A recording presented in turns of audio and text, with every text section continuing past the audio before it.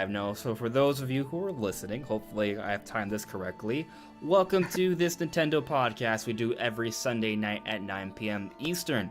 So this week I am joined by Mattchu, first time. And no technical difficulties this time, so we're good to go.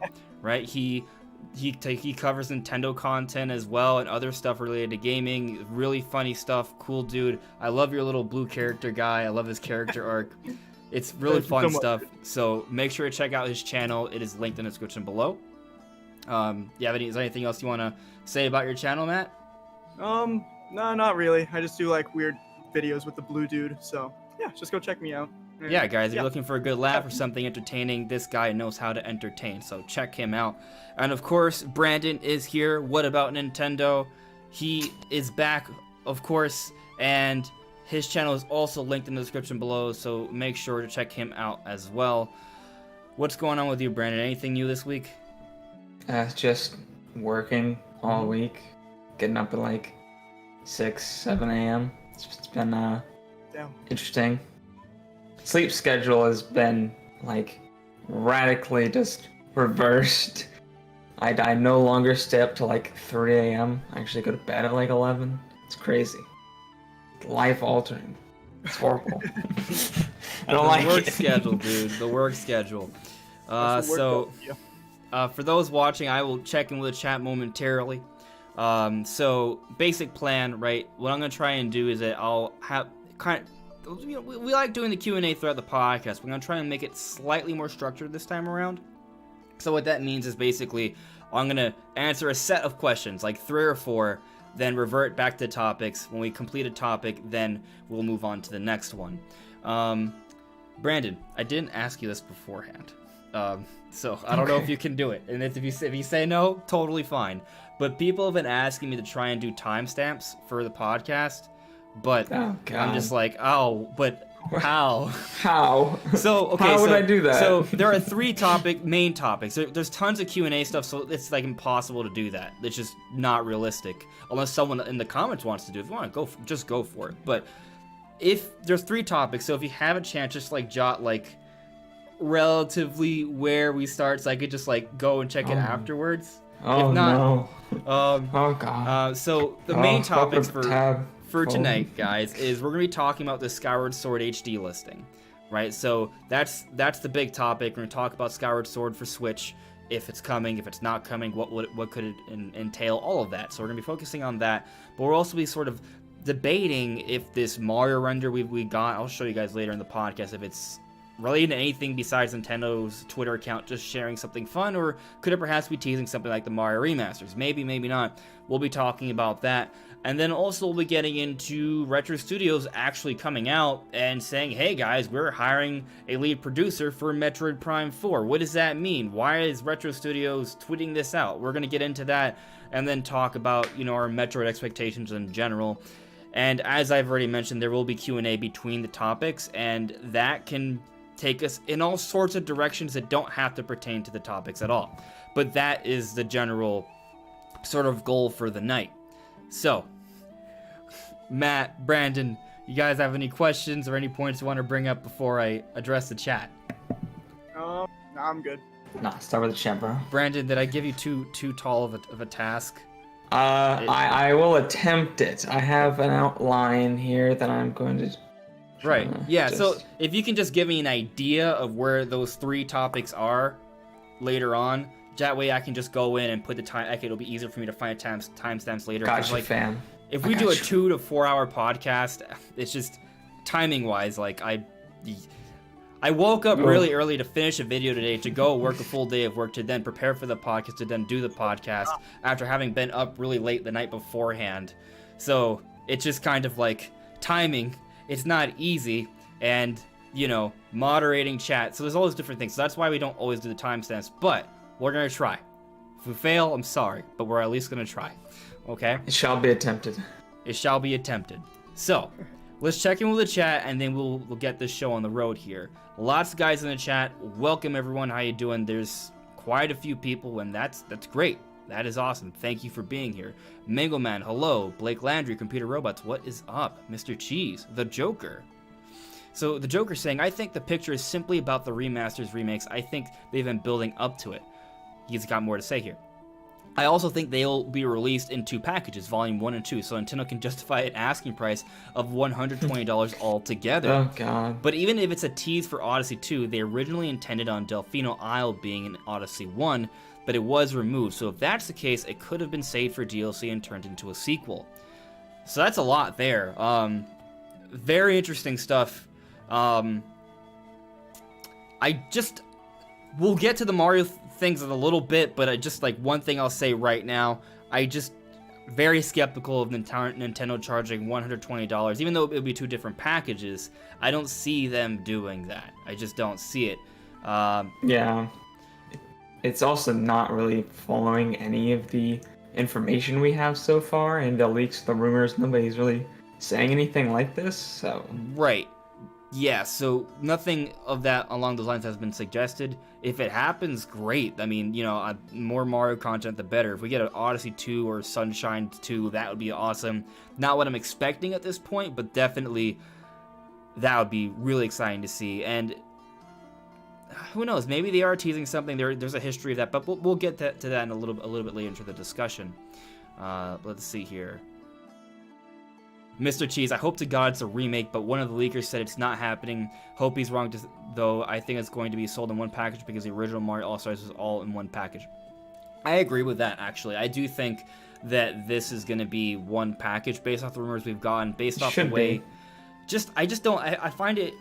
Even if let's say there wasn't a rumor saying that it would all be in one package, and it was just... We just knew that Nintendo was going to be remastering Mario games for the anniversary. Look at where we're at in the year. I still maintain the prediction that something's coming in September because it's the 35th anniversary, because we need something in September, in my opinion, and because leakers are suggesting it, the ones that actually have good track records. But it's entirely possible that there won't be anything in September, because we're already in August, they haven't announced anything yet. Yeah. But hope so. We hope, right? It's just, it would be a little historic if Nintendo doesn't announce something soon, because we got Paper Mario halfway through July, right? So we have the second half of July. We're now in the middle of August. So we'll go through half of July, August, and if nothing's announced for September, all of September as well. And then pretty much all of October, because we're not getting Pikmin 3 Deluxe until October 30th. And that is a Wii U port. So, great game. I'm excited for it, but I feel so bad. It's just, if you don't have any new content between now and then, I just feel like that is, it could just be a bad year, but I just feel like there's probably something, hopefully. But anyway, my point that I'm getting at here, though, is that if we're just looking at how much time is left in the year, I find it hard to believe that Nintendo would release several packages of the same sort of marketing push. Maybe if they were to announce, hey, we have this big plan where we're gonna give you guys a remade Mario game every year, and we're gonna start with Mario 64, and next year will be Sunshine, the year after that will be Galaxy. That I could see, but that's not what I think is gonna happen. What I think is gonna happen is gonna be a remaster collection. So I'm not expecting each game to be fully ground up remade, but I am expecting each game to look a little bit better, have some quality of life changes, and maybe have some new content. Maybe. That's maybe. I can't, I'm not gonna bank on it, but... What'd you say, Matt? I feel like it's totally possible for them to have new content in these games, because even though they are already finished, completed games, knowing Nintendo, they always surprise us in some sort of way. So it's possible. I'm hoping for it. I mean, I think it's a good point, and I guess something else to bring up though is that while I'm not 100% bought into there being new content because it's 3 games in one package. Looking at the different enhanced ports or remasters we've gotten recently from Nintendo, they've all had new content in there. Every remaster or whatever we've gotten this year has had new content in there. So Tokyo Mirage Sessions had new content. Xenoblade Chronicles Definitive Edition, it has almost a whole other little mini game in there. It's like half the tournament or something, right? It's like a 10 to 20 hour experience depending on how much you want to do with the side quest. So that's new content there. And we know with Pikmin 3 Deluxe, we are getting new story missions that are taking place both before and in the end for Pikmin 3 involving Olimar and Louie. So that's really cool stuff. That's new content there. Nintendo has sort of changed their standard for I guess, in like, you know, deluxe versions and remasters, because they do put in new content there, and that's cool. Like, I wish Wind Waker HD launched with like new content in there. Wind Waker HD came out in the wrong time, because if it came out during this time, we might have gotten those canceled dungeons, because the standards have changed a little bit. All we got was Tingle bottles. I didn't even know there's canceled dungeons. So like in Wind Waker HD, there was nothing new at all. It was just a straight remastered. So, there was new stuff, but it wasn't like new stuff to where there wasn't like a new mission or anything like that. There's a couple new items to make life a little bit easier. Like there's a fast sale, so there's a faster version of sale. And like you said, Brandon, there's a Tingle bottles, which were cool because it used Miiverse. And if you guys don't know what Miiverse is, it was basically Twitter before Twitter for just the Wii U. And you could like share messages to other players who were playing Wind Waker, and it was neat because it was putting them in bottles. Like, because Wind Waker takes place on the ocean, you know how the whole message in a bottle thing, like that motif, that was in Wind Waker. You could send messages online to other players, like, oh, beware of this dungeon, oh, there's this, like, so that was kind of cute. And then there was also a neat concept. It wasn't actually. It didn't really add much to the game. It was just neat. It wasn't like it didn't change your experience. I know, for actually like go pick up the bottles, there was too many. It was just a waste of my time most of the time. Yeah, it didn't add hours of gameplay. Is the point. It was something that you noticed and you may have tried a few times, but that was pretty much it. But one other cool thing that Wind Waker HD did add was a selfie mode, and I think this is important to note because Wind Waker HD was one of, if not the first game to actually have a selfie mode. It sort of set a precedent then, and every game now has a selfie mode where you just take pictures of yourself with different facial expressions. Wind Waker HD was one of the first games to do that, so that was pretty much the extent of the new content in Wind Waker HD, from what I remember. Oh, that's a solid innovation right there. Selfie mode. Selfie mode. Yeah, it was a game changer, that's for sure. I mean, and you know, even though I guess I'm complaining that there wasn't like a new dungeon in Wind Waker HD, still a really good game. And you could argue that sometimes less is more, because you can go back to that game. It's like in my opinion, it's one of the most replayable 3D Zelda games. It is. It's so good. Yeah, I literally want to replay it like every year. So you could make the argument that adding more dungeons would just kind of extend it without needlessly, and that might affect the flow of the game. So, you know, there's a give and take here. But as a fanboy that I am, I'm always gonna be like, hey, if you could add another dungeon, I'll take it, man. So. But we'll see with Skyward Sword, but we'll get to that in a little bit. Let me just kind of run through the chat here, if anyone added me or anything like that. And then we'll jump into, I guess we'll talk about Mario because we've already started touching on it already. The Birdman added me. What's a management briefing session because Nintendo just announced that they are having one on September 16th in Tokyo? That's a good question. I'm not going to act like I 100% know exactly what that is. I haven't seen this announcement myself. I imagine, I don't know. I really don't. It might not be anything significant for us. It could just be that, hey, that they have different things to talk about for management and how they're running the company, especially considering the pandemic right now. There's a lot of changes going on. It's very fluid, and there's a lot to figure out. So it could simply be that. So I wouldn't put too much stock into that. Maybe there's something I'm missing. I'm just seeing what you put here in the chat. I don't know if there's been some major announcement or not, but that's just, from what you said, that's just what my initial take is. Discount Link added me. Do you think that Girahim is more likely in Smash if Skyward Sword HD leak is real? Guess so. Yeah, I would say technically it's, I mean, more likely than the very, very, very low chance he has. I mean, isn't Girahim an assist trophy? So if they added Girahim as an assist trophy to Smash Brothers, that would be the first official assist trophy to get promoted during the same generation. Yes. Are there any assist trophies that are champions in Smash Bros? Or no, not yet. Not currently. There's no assist trophies that are also playable characters. Like there's assist trophies from previous games that in the next game they became playable characters. Like I think Little, but not at the same time. Yeah. Okay. Yeah. I personally don't think like any character that would be an assist trophy. I don't think like there's gonna be a chance that they become a character. Like Gino, this is like completely random, like, but just came to my mind. Yeah. Like, I don't think he's ever gonna be in Smash Bros. Because of the trophy thing. Like, I don't think he'll be in this one personally. Gino, but Gino's not a trophy. Wait, is he not? No, he's a spirit, but everyone's a spirit. Oh, never mind. I take that back then. I thought he was a trophy. No, my bad. No, he's not. So I'm still on Team Gino, baby.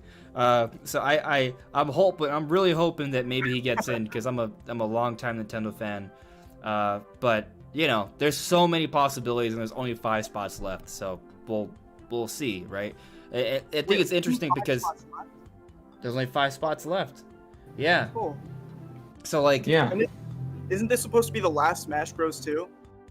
I'm sure We'll for see. a while, but there's no. I doubt it would be the last one ever. Yeah, it's money. Like, Yeah, true that. But I agree with you, Brandon, that it probably is going to be an extended, you know, vacation for Smash Brothers. They're going to need to come up with some new ideas, let some more characters come out that fans are going to want in there. It's going to be tough to top Smash Ultimate because of all of the third-party characters that are involved with it. Yeah, That's definitely a lot will be. of relations that they have to get through. They're gonna really have to just put any first-party character they can think of, just throw it in there. I almost think like it's a new character. They have a better shot of turning Smash Ultimate into like more of a platform for the next system and just giving it like an expansion a few years from now. That way they can sort of keep the other characters, you know what I mean? I don't know if people will be happy with that, but I'm just saying, like, if you like in terms of like what I think is the best chance in terms of keeping that roster together is by turning Smash Ultimate into a never-ending online just platform. Get Smash Ultimate Deluxe on Switch 2. Maybe something like that, you know. I'm a Smash fan since I was born, bro. Smash Bros. Has been my thing, so yeah. Who has my money? So we may have to wait a little while, but I mean, we're still getting DLC for Smash Ultimate, so let's enjoy things while they're good now. I mean, Smash has such longevity, so I wouldn't be worried about the wait. A DE Fox added me. I own 14 Zelda games. That is a great many Zelda games. A lot of Zelda games. Do not count. What I can tell you is that I count sometimes in general, but I have not counted my Zelda games. I'll say that I don't remember how many games I own because some have come and gone out of my collection over the years. But I'll say that the only Zelda games I haven't beaten are the CDI games that don't count. I have not beaten Zelda 2. I've played every Zelda game. Okay, the only Zelda games I haven't had the only Zelda games I've never owned are Oracle of Ages and Seasons. Everything else I've played. The same. Yeah. It's the only ones I haven't played. Yeah. Actually, I never technically owned Minish Cap either. I borrowed it for a little while, and I didn't get a chance to finish it because my cousin wanted it back. I was a little kid. It's probably my first or second favorite 2D Zelda would be Minish Cap. From what I played, I loved the heck out of it. I want to stab at it.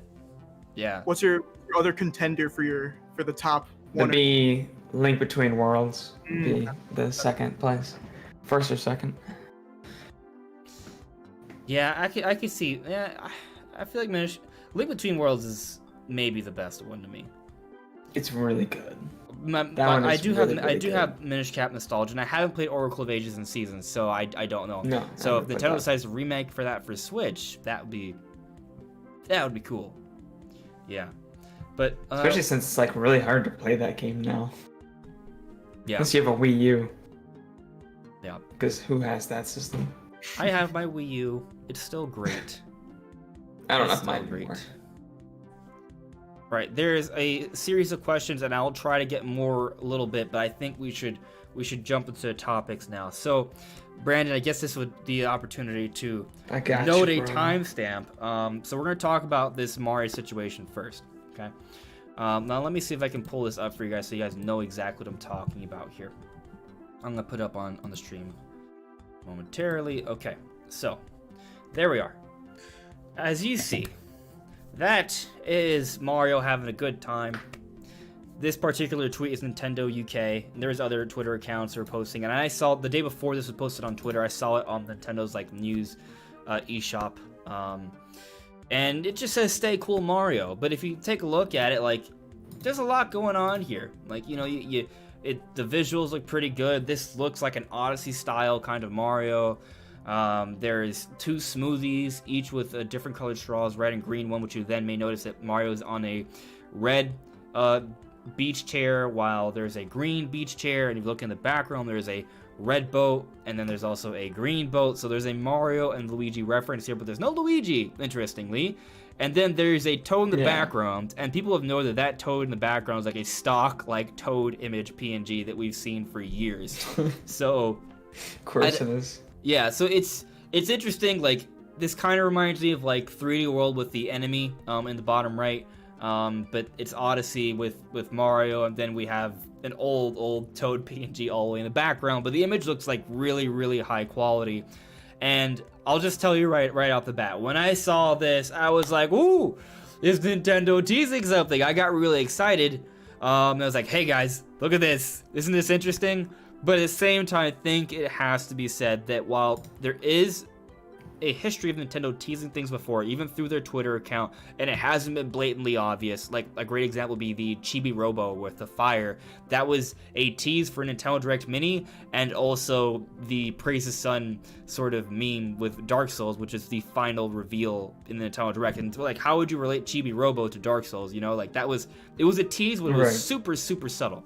So there's a history of Nintendo teasing things through their social media, but at the same time, that doesn't mean that this is for sure teasing the Mario remasters, but it looks really cool.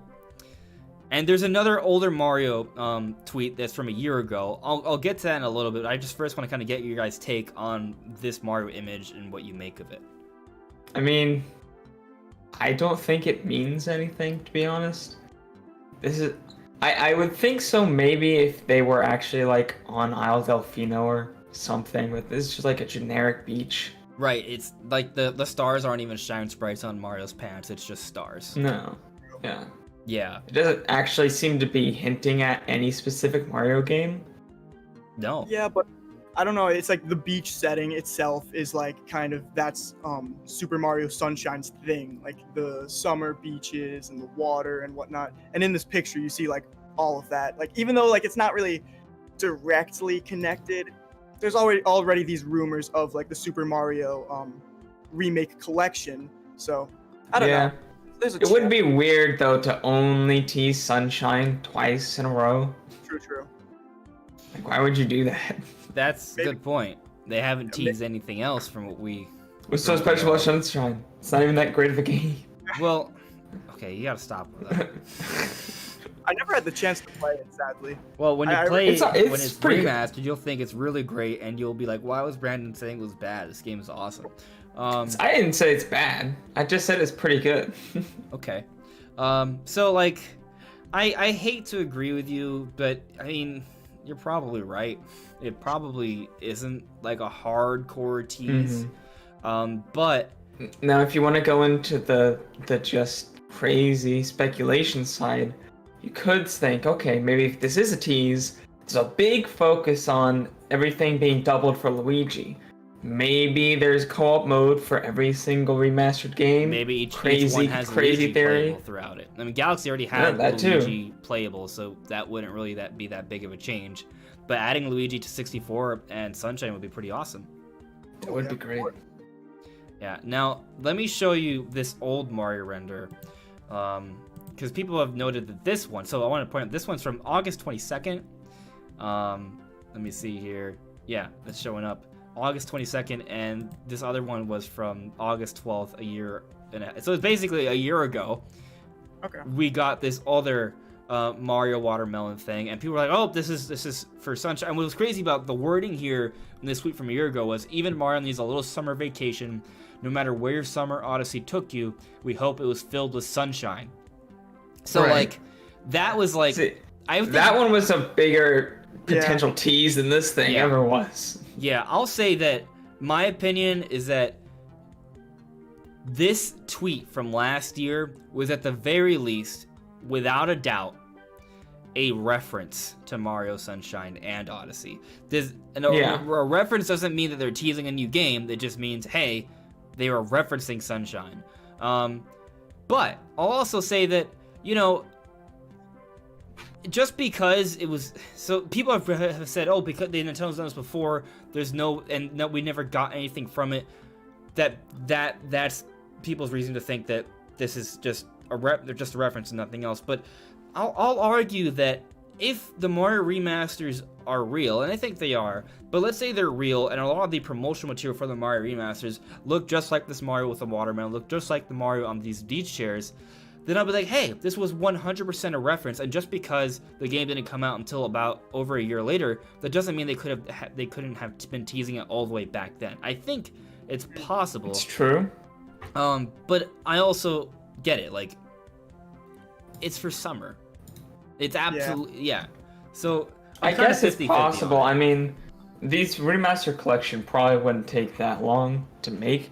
So, I mean, it's possible that they started development a few months before this tweet and they were referencing that. Yeah. That's an interesting take. Yeah. I think it's possible. And so here's another angle.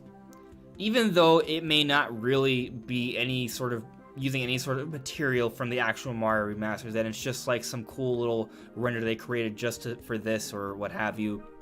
I heard some people brought up that it might be for some sort of postcard. I haven't seen that official postcard, but something along those lines. Like, people have said for like a calendar, and I've tried to look up the calendar. I've never seen these Marios used in any sort of calendar. So if someone has a link to that or where we could find it, that'd be great. But so it's interesting, but I guess the point I'm trying to get at here is that if the social media team is aware that the Mario Remaster announcement is fairly soon, like sometime this month, even though this image may not have anything to do with that in terms of like promotional material, they may have still put that out there with the knowledge that it would create a lot of excitement because of all this Mario Remaster talk. Like, and I would still argue that that is a tease, right? It's not a blatant tease where it's like, hey, this is a mechanic in the game, and we didn't tell you exactly, but we hinted at it. Like, it might not be that, but I still think, like, simply them doing that, like, putting that out there may have been intentional because they knew it would stir up a lot of excitement and discussion. And that alone is, like, really good marketing, you know? Yeah, maybe it's definitely possible. Maybe they're trying to prod people to see how people would react to, like, a Mario Sunshine remastered, and, like, by posting these simple, like, kind of very discreet leaks, not leaks, well, these pictures showing that, like, oh, this could be a possibility. Like, they wanted to see if people would give a good reception to it, and I don't know. So when I hear that, I don't think that, like, 100% they'll be like, oh, people really like this tweet, so let's now make Mario Sunshine 2. But I'll also say, to your point, that I do think there is some truth to the idea that Nintendo's social media teams are in part meant to not just market their games, but also to interact with the audience and sort of get a better understanding of what's going on, what fans want. And I do think there is some feedback that they take from that and use that with their development. It may be minimal, but I think there's probably something there. They do use their social media to get a better understanding of what their fans want. I agree with that.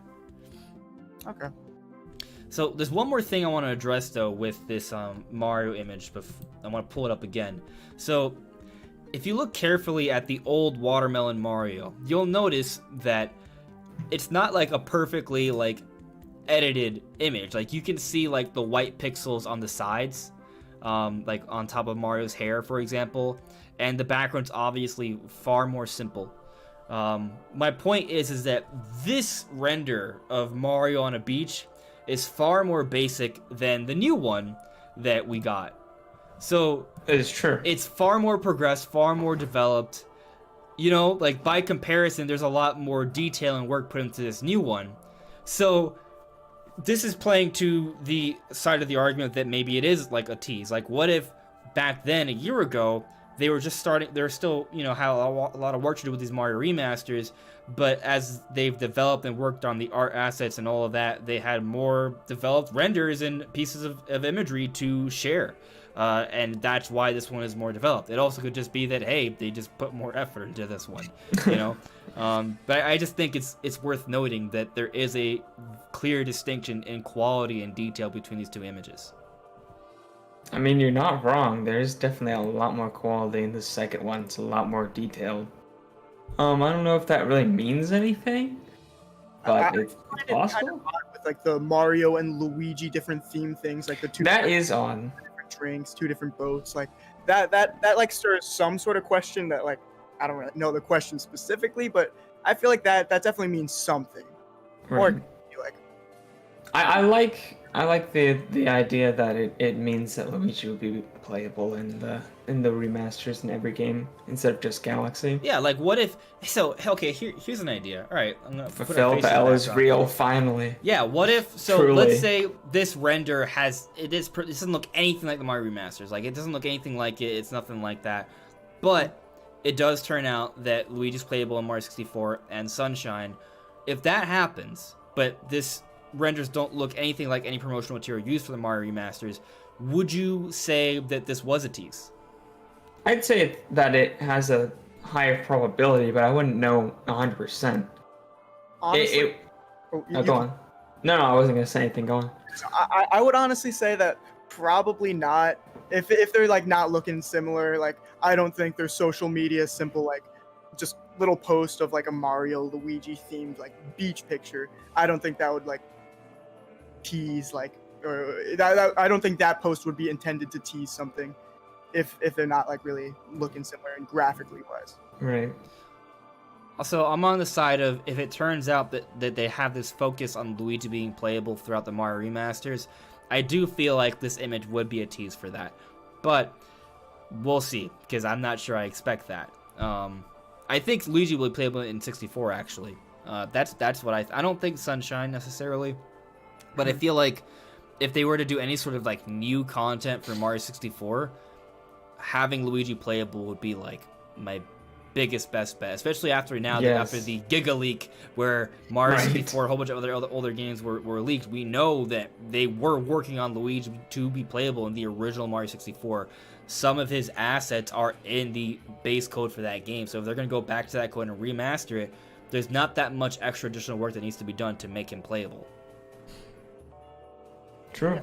Yeah, because they had him ready. Like, they maybe didn't have him fully ready because he was clearly not in the game, but they definitely already have some components done for Luigi. So, hey, like, they just have to finish up those little quirks and could put him in the game.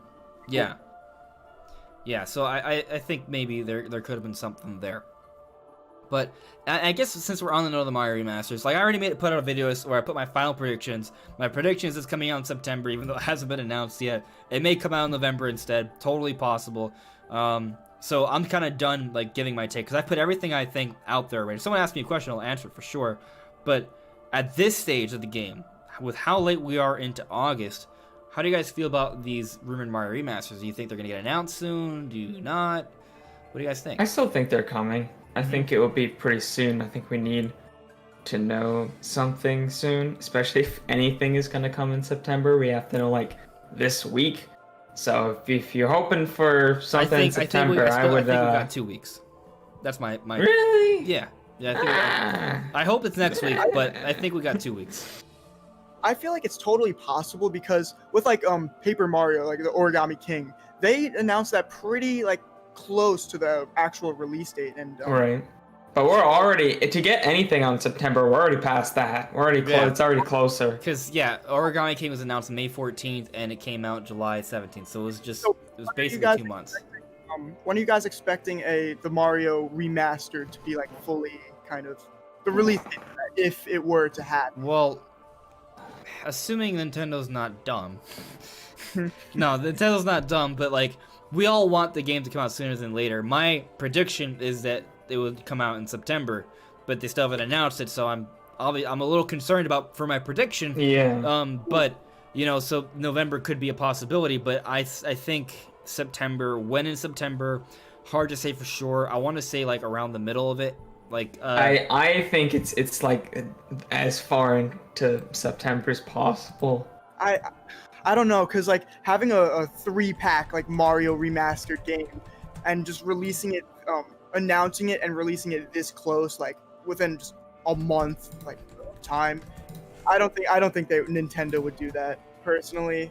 Like, I don't think they would do that normally. I think it's slightly possible they would do that this year just because they keep doing things they've never done before this year. Yeah, but I also don't think there's like a huge chance. I'm kind of 50-50 on it right now. Yeah, it's tricky, dude. I don't know. Yep. I mean, I'll tell you this.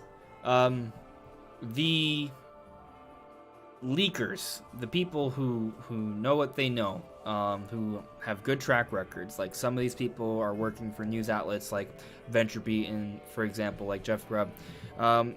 What's been suggested by a lot of these people is that something's happening in September in terms of these the expectations that they're coming out in September. Like, that's subject to change. Maybe the initial plan was for them to come out in September, but as the year drew on and games were delayed, maybe it was like, oh man, we don't have anything for November, so maybe they pushed it up to November, and maybe that's why it hasn't been announced yet. Isn't Jeff Grubb the one who said we get something by like the 21st? Wild card? Yeah. That wild card might be an Indies Direct. That's this Friday.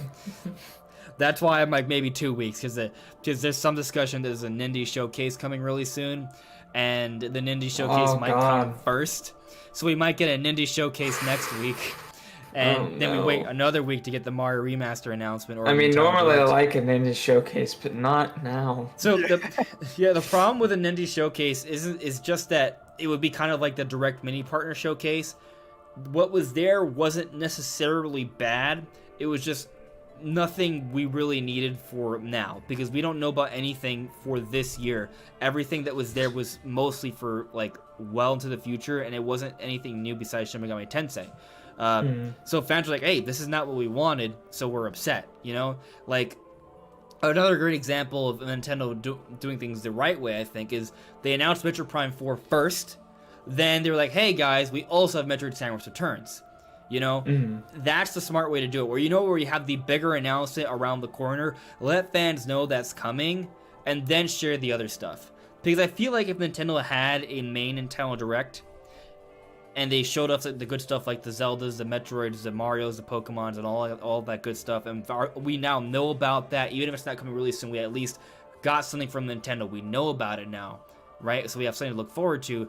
After that point, give it a week or two. Then if you want to have like a direct mini partner showcase, I think fans won't be like upset about it. They're like, oh, okay, so this is something else, and we'll pay attention to it. And I think that backlash they got would have been avoided had they done that. If they had at least just said, hey, there is a Nintendo Direct for our first party games coming. Just be patient. Like, even if they just said that, it would have been better. Now, they did say more partner showcases are coming, but partner showcases aren't full-scale Nintendo Directs. Right. So, you know, if it's anything like the first one, it's not going to go over well. Yeah. No. Yeah. So, I think that there probably will be some. I think this week, there's going to be something from Nintendo. I hope it's more than just a Nindies showcase, but Nintendo has disappointed me with their announcement schedule throughout this year. Their games haven't. Like when the whatever. Even though I was hoping that this year would be a bigger year, each product they've come out with has been quality for what it is. So they're still good. It's just when I'm still waiting for the bigger stuff. The bigger stuff hasn't come, and when they've announced things has been, you know, well, they haven't. They haven't announced things, so it's been a little disappointing. Right. Like, I would have loved to have gotten a new trailer for Breath of the Wild 2. Even if it's not coming out this year, which seems pretty likely at this point, I want to know more about the game. It's been over a year since we've seen the game. You know, I feel like they should talk about that. If it's possible to tell us about Metroid Prime 4, give us an idea of what's going on with that, that would be great. Even if you were like, hey, this is a long ways off, but since you guys have been waiting since 2017 to get actual information about this, here's what's going on with it. Like, just give us a hint, you know what I mean? Like, it doesn't even have to be gameplay. Like, do you remember when they first announced that they were developing the Breath of the Wild, but they didn't even have a trailer for it. They also had announced Moonraker HD. It was one of the first Nintendo Directs, and they just kind of talked about some ideas and concepts that they were thinking about going into the development. Something like that would be so great for Metroid fans right now, just so we could have something to speculate about, talk about, get excited about, and maybe have an idea kind of see what direction they're going. Yeah, I would be so happy with that. It doesn't even have to be a gameplay trailer. So, you know, I would love to see that. But I'll also say that back then, the rate of announcements from Nintendo and releases was so slow that they probably needed to rely on things like that to sort of tide fans over. But then, you look at this year, where the announcements have been so slow, maybe you should start resorting to some of those things to sort of keep fans satiated and not very rabid and angry. You know? Very true. I would settle for that. But, so I guess we'll have to wait and see, guys. I'm optimistic that something will be announced in the next couple weeks, but I'm not expecting 100% a Nintendo Direct next week as much as it may happen. I'm not all in on that. Yeah. Yeah, I'm really hoping so, because like it's like I love seeing like Nintendo Directs. That's like a real big mood booster right there. It's like, oh, what be there, just like watching through that. Like I love it. Like no matter what really gets announced, I just want something big, something from Nintendo. Like, yeah, the partner showcases, like that was cool, quote unquote. But, like, I'm trying to see some real Nintendo stuff. Like, no matter what it be, that's what I'm looking for.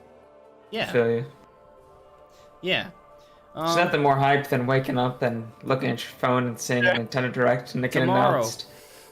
Nintendo Direct tomorrow. Get ready. Oh, this is waking up 2 hours earlier. We're gonna watch this baby. It's gonna be great. Man, I mean, it's been so long since we've had a full-scale Nintendo Direct. That's been since last September. Wait. Yeah, last September. We're getting close to a year. We got the Direct Mini last March, but that was a Direct Mini. So they didn't really make too many new announcements during that. They just gave us more updates on games that were around the corner. So this kind of like, even though it was still like really long, I feel like that's like the real distinction between a Direct Mini and a Nintendo Direct. Like the amount of new announcements and the scale of those announcements, that's really like what I feel like is the biggest distinguishing factor. Not minis can be pretty long. Yeah, the Direct Mini was longer than some full-scale Directs in terms of time, but what we got was mostly updates on things we already knew about. Mostly. There was still some new stuff, but overall it was mostly smaller things, nothing super major in terms of new announcements. Yeah, definitely. Yeah. So, is there anything else you guys want to sort of address with these Mario renders and these Mario remasters, or do you want to move on? I think we can move on. Yeah. All right. Cool. And if anything comes up, obviously just bring it up at any point. Let me address the chat here, and then we will move on to the next topic. D.E. Fox Atomy. The success of the Mario remakes remaster sales-wise will be determined by how much work has been put into them. So, I'm not. I like that thinking, but I am not sure I agree with it, because Nintendo has at times released things that I'm just like, yeah, I don't care about that. That's booty, and it sells billions. Okay, not billions, but it sells millions. Like, I was not at all excited. Super Mario Bros. U Deluxe. We say exactly what I was thinking. I didn't think that was a great package. It's not that I enjoyed it on Wii U, but they added the. What was it? The Bowsette? Remember. Not Bowsette. The Peachette crown. Yes. Which the Bowsette meme evolved from. Like that was, from what I remember, that was the main edition, or that was the most talked about edition. There wasn't like a whole bunch of new levels or anything like that. And what was it had the Luigi DLC included, but that's not new content. Not new content, but that is fair. So it wasn't like it was a bad package. It's just like, I wanted Mario Maker, and they actually did give us Mario Maker. That they gave it to us 5 months later, which I thought was weird. Like, why would you have a 2D Mario game and then have Mario Maker 2, a maker of 2D Mario games, 5 months later? Like, that was just strange. Point is that even though I wasn't too excited about the new Super Mario Bros. U Deluxe thing, it sold millions. And there are things like that where Nintendo puts out games that aren't like, they may be really good games, but they don't put that much extra work into them, and they still sell millions. New Super Mario Bros. U Deluxe being that the name is just too much of a tongue twister. It's the best example of that, where they don't always put in a lot of effort. If the name is there and the marketing is there in the right ecosystem, and the Switch is pretty much always the right ecosystem for any game to sell, it's going to sell well. So if those Mario remasters are just 64 Sunshine and Galaxy upscaled to 1080p widescreen, and they just adapt the controls to Switch controls, and there's nothing else, like not greatly improved visuals, not improved frame rate, not new content, it's still going to sell millions. Could it sell a few more million, though, if it's like a really nice enhancement? I think so. Like if it's like enough changes where people are like, oh wow, this is like a new experience, then I think it could sell a few more million, but it's gonna sell ridiculous amounts regardless of how much effort Nintendo's put into it. I feel like for a lot of Nintendo fans too, a lot of those games, like those are games that are amazing, that are well renowned, and a lot of like newer Nintendo fans haven't gotten the chance to fully experience them. Like a lot of them have experienced Galaxy, but like that's a really good point. Or like there's an entire new audience that would totally be interested in playing these games. So like, that's a great point. And definitely. Because I've played them, I kind of take that for granted. But there's a lot of people that haven't played them. So I'll say that even if Nintendo's like, hey, we can just barely put any work into this and it'll still sell really well, I feel like as developers, they'll be like, we want people to understand how great these games are. So maybe we should put a little bit more work into them. I hope they at least put in work to Mario 64, because that game does not hold up nearly as well as the other two. It would be a shame if they just like ripped the 64 ROM like the same way it was on the Wii U Virtual Console and just called it a day, because that would be a disservice to the legacy of Mario 64. So I do think Nintendo should enhance them a little bit to honor their legacy and to introduce new fans to really good games. So you brought up a point, not to continue the topic too much more, but it's an interesting point.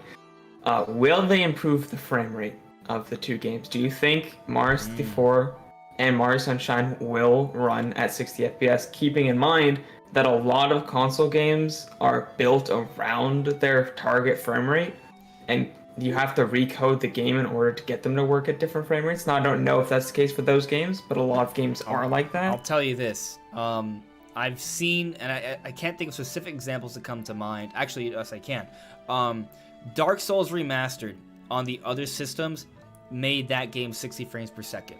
So one of the big enhancements about Dark Souls Remastered, besides the Switch version, was that it was at 60 frames per second. So it's it's not the only game that's done that, but that's like the first example that comes to mind. Remasters have been known to improve frame rate. And if Mario Galaxy... But Nintendo remasters have not. Well, hold on a second, though. Mario Galaxy is already running at 60 frames per second. It's true. I think it would be weird to scale down Galaxy to 30 frames per second. Right? Well, you wouldn't have to do that, because likely they'd all be running... Unless they're all fully remade from the ground up, they'll likely running all on separate engines with separate coding. Still, but I feel like they would want them to be balanced. Like, you want to say they're all at 1080p, I would 60 hope frames so. per second. You know what I mean? From, like, say, one game that's at 30 FPS, and then going to Galaxy, it's at 60 FPS. Like, when you're playing, like, say you're playing a 30 FPS game, you don't really notice that's 30 FPS until you play 60 FPS. That's true. If you're like playing like the 60 FPS Mario game and you go back to the other ones, it's gonna be like, oh my god, what is this? Like, right. And I hope that they do improve it to 60. It is possible that they just look at it and like, it's too much work, and don't do it.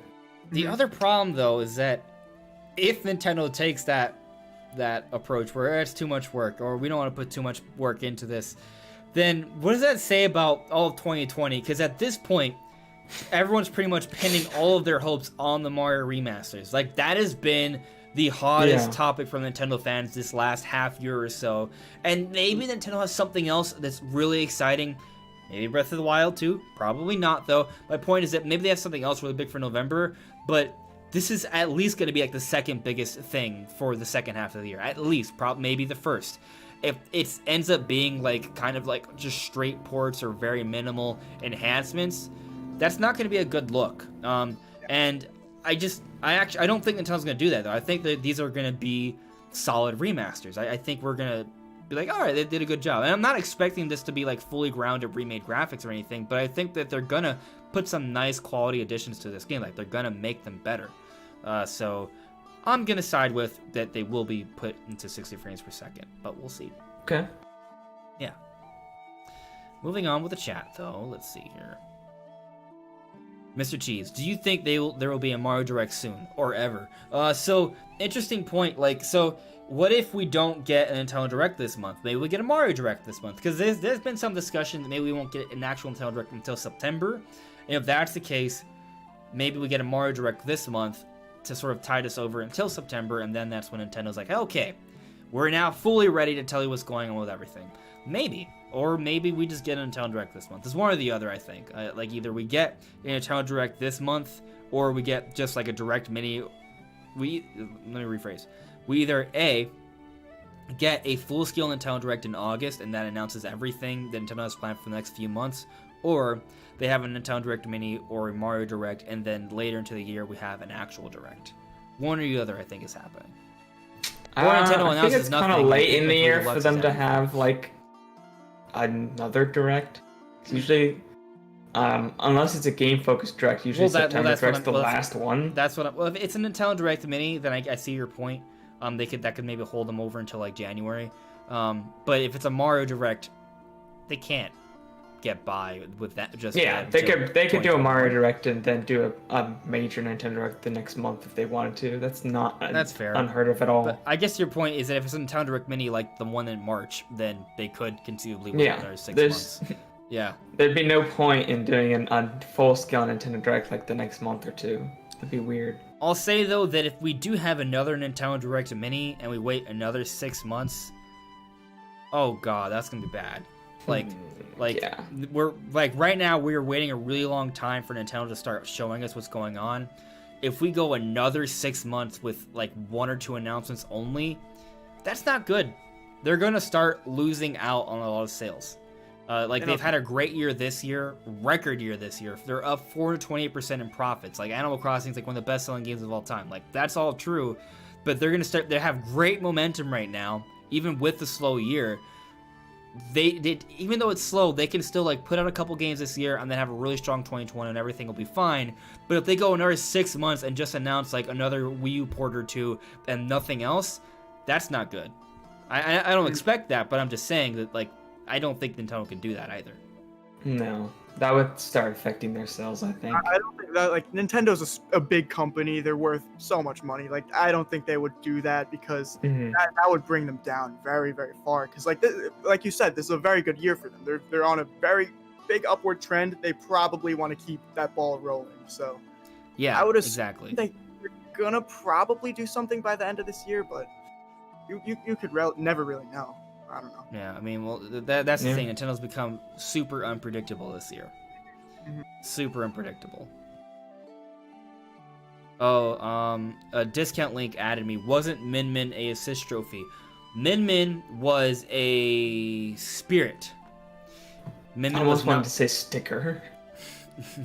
Min Min was a spirit. So the cool thing about having Min Min added is that it shows that spirits can actually get the promotion. But we have not seen that for assist trophies yet. And for those who are confused, the spirits are just they're basically stickers. They're little PNG things that you can use to stack on as stats for different like story battles in the game. Assist trophies are actually characters that you can play with. They're like, you can throw them as items and they can fight for you or fight with you during actual matches. So there's a big difference there. Like an assist trophy is like a model character with an actual moveset that does things that you can interact with on stage. You just can't play as them. A spirit is just a PNG with some stats associated with it. So yeah, big difference. Alex Very, why do you think Nintendo is literally dead silent? Why would they cut it so close with announcements this year? Because they can do whatever they want. Yeah, I think they're also just a very cautious company. I was joking. They also... Yeah, you're right. Yeah. I mean, there is truth to that, though. They can do whatever they want at this point and just get away with it. Yeah, and sometimes it is a good business move to be completely silent because that builds tension of what could be next. And, like, everyone's building up the hype. And, like, when they finally drop, say, the big thing that everyone's going to want, like, then, like, that will, like... Right. They just better have a big thing, otherwise it's just the tension's gonna build up, and then there's not gonna be anything to. He's back into it with say a mini direct, another partner showcase. They need to I think they need to have something good, something crazy. Yeah. Like a Mario remake, that would be nice. Yeah. Between the pandemic, Nintendo just being uber cautious, I think that's led to them being very quiet. It's strange because they've told their investors that their fiscal year, they still have all their announcements, their plans have not varied. That's still all going according to schedule, according to them. I feel like that's probably not. It doesn't feel like that's actually true. Right. But maybe it just means that they still have ultimately planned to have a fairly strong set of software to come out by the end of the fiscal year. Which gives me hope for something crazy like Breath of the Wild 2 for March or something like that. Maybe, but it's I don't know.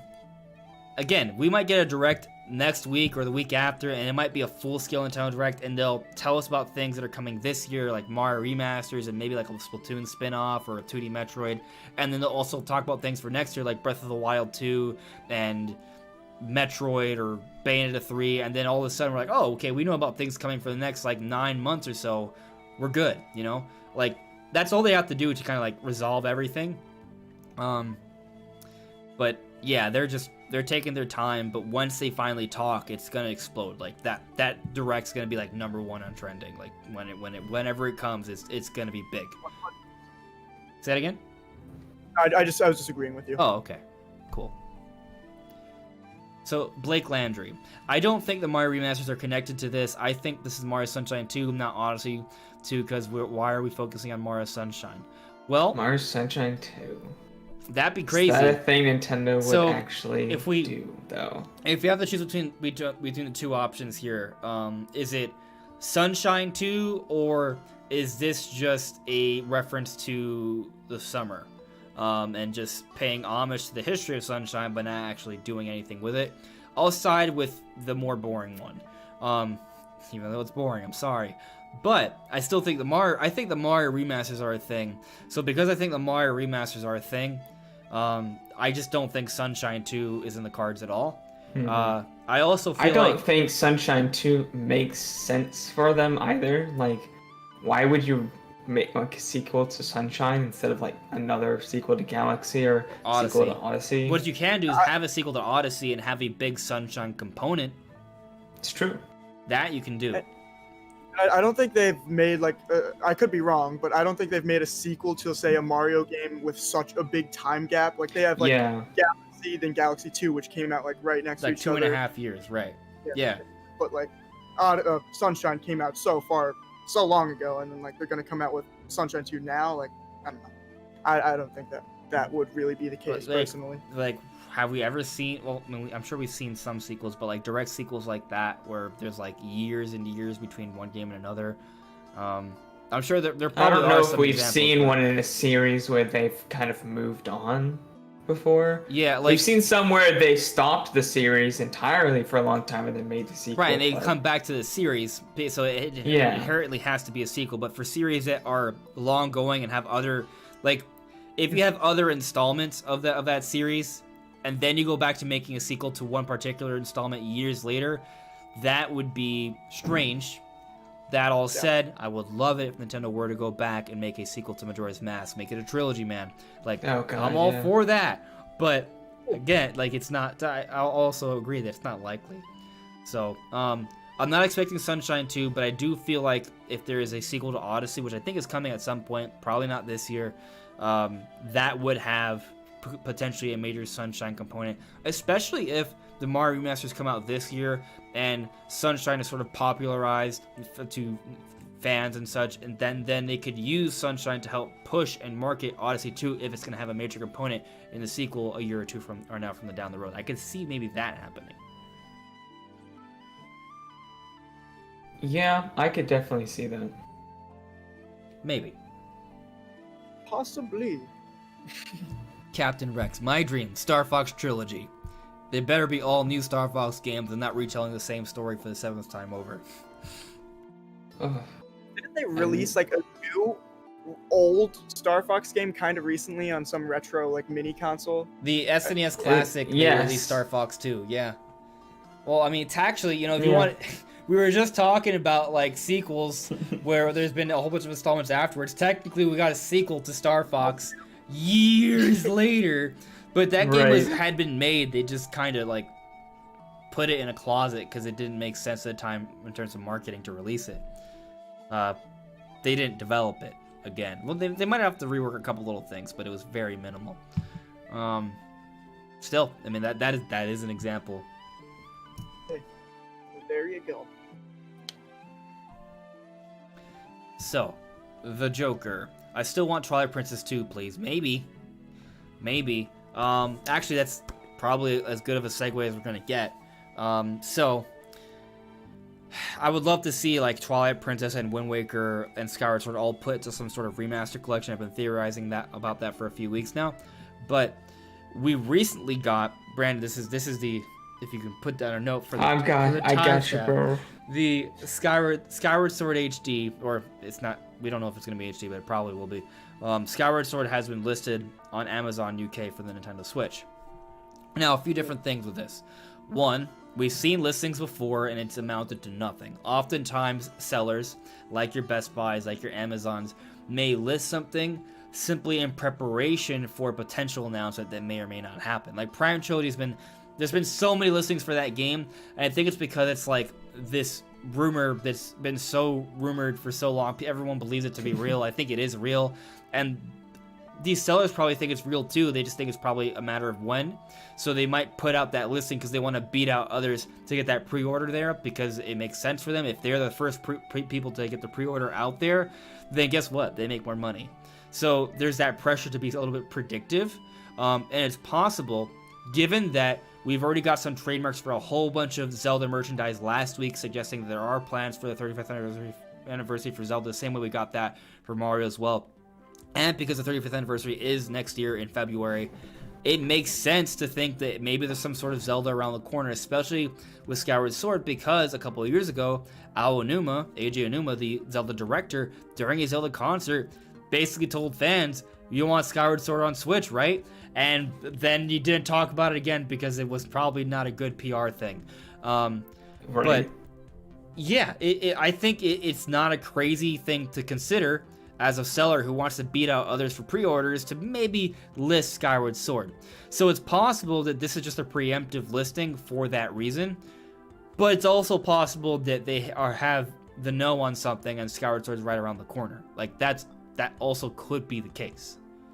So I'm 50-50 on this one. I mean, sure. It would be super cool because Skyward Sword, when it released on the 25th anniversary, all its branding had 25th anniversary like as a part of it. It was a huge thing. So it'd be really cool if Skyward Sword HD was just the 35th anniversary kind of like marketing as well. Oh, the 35th anniversary is coming up? Yeah, next year, next February. Okay, so that really adds to my belief of that actually being a real thing. Yeah. Because I feel like Skyward Sword came out towards the end of the Wii's life. So, and that is a very well-renowned game. Like, people loved Skyward Sword, I'm pretty sure, right? Yeah. It's you either love it or hate it, I think. It's divisive, but because it's Zelda, it's still loved. Yeah. Well, I still think people would like to see Skyward Sword. There's definitely a lot of buzz right now because of the potential. I would really Skyward love Sword. to replay that game. Yeah. I'll try it for the first time. Never tried it yet. Oh, it's really good. So what I was going to say is that I just want to point out that while you could argue that because of the 35th anniversary, it makes sense alongside with this UK listing to suggest that Skyward Sword HD is right around the corner. But if you go back to what I was trying to say earlier, it could also go the other way. It might be the case that Amazon UK put this listing out there preemptively because the 35th anniversary is right around the corner, and they want to beat people to the punch and get that listing out there. You know what I mean? So it could go either way in terms of it being real or not. And I'll say this, that even if it's not the case that they put this out there because they're in the know, it's kind of a good prediction. Like, Skyward Sword HD makes sense for the 35th anniversary, especially because they used Skyward Sword for the 25th anniversary back in 2011, and Skyward Sword's the first game in the Zelda timeline. It is a very good game to use to celebrate the history of Zelda. So, I'm all for that. I think it makes sense. I'm honestly expecting Skyward Sword HD at some point in 2021.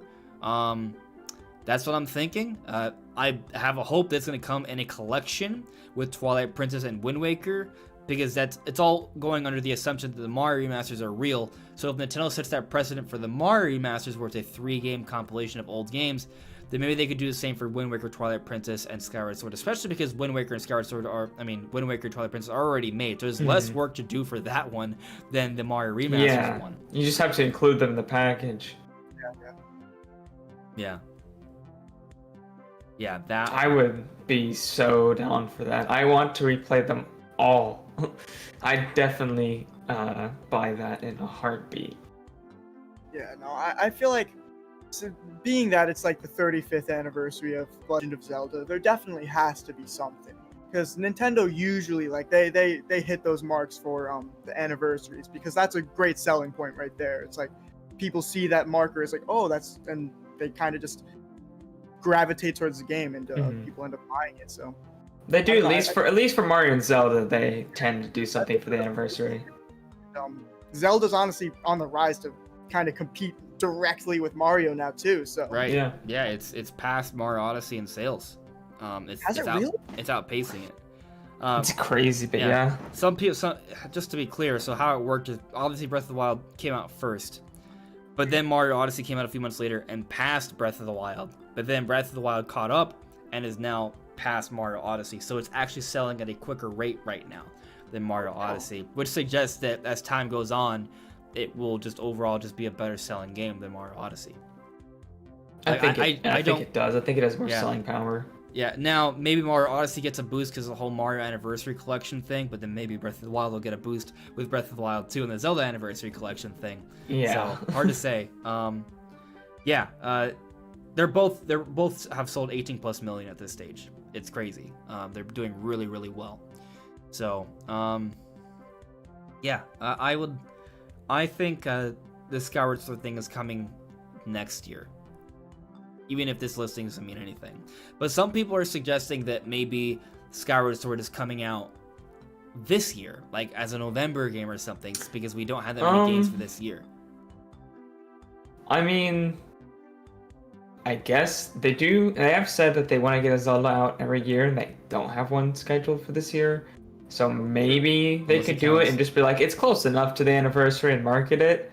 But are there like options besides Skyward Sword that could be possible Zelda games that they would release? Right. Maybe this is when they release Wind Waker and Twilight Princess HD as a collection bites, and then have Skyward Sword on its own next year.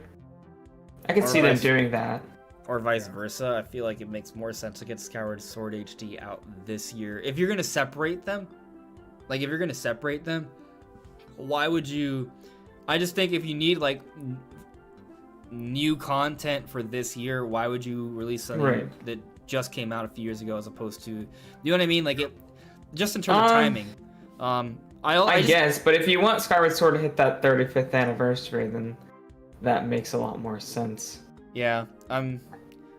The other thing, though, is that... next year. Yeah, I mean, Skyward Sword definitely makes sense for the 35th anniversary, so I see your point. Maybe they do release these games for this year just to give us more content, but we're getting Pikmin 3 Deluxe in October. Yeah. And if the Mario remasters are real, then that would mean there are more remasters and Wii U ports than there are original games this year. Because right now, what's announced... Personally, I think we're just not going to get a Zelda game this year. Yeah. I think we'll get 2 next year. Yeah. Skyward Sword HD and Breath of the Wild 2. I'm inclined to agree. Now, you can make the argument that the physical release for Cadence of Hyrule is the Zelda content for this year. True. Which, to me, is like not... I might buy this physical release. So, again... Like, I'm not trying to say that this isn't cool stuff. I think it is. But this game came out last year already. They're just releasing it physically with some new DLC. So this game already came out, and it came out in the same year as a Link's Awakening remake. So it was like the secondary form of Zelda content last year, but they're now using this game that already came out as the primary form of Zelda content this year. That's not that much, but I'll also say Nintendo doesn't have to come out with Zelda content every single year. We did get a report a few years ago where they would like to do that, but I don't think that they have to do that, you know? Especially if they're going to go really hard next year. Like, if the Zelda anniversary is in February, like, okay, what's the difference between a couple months, you know?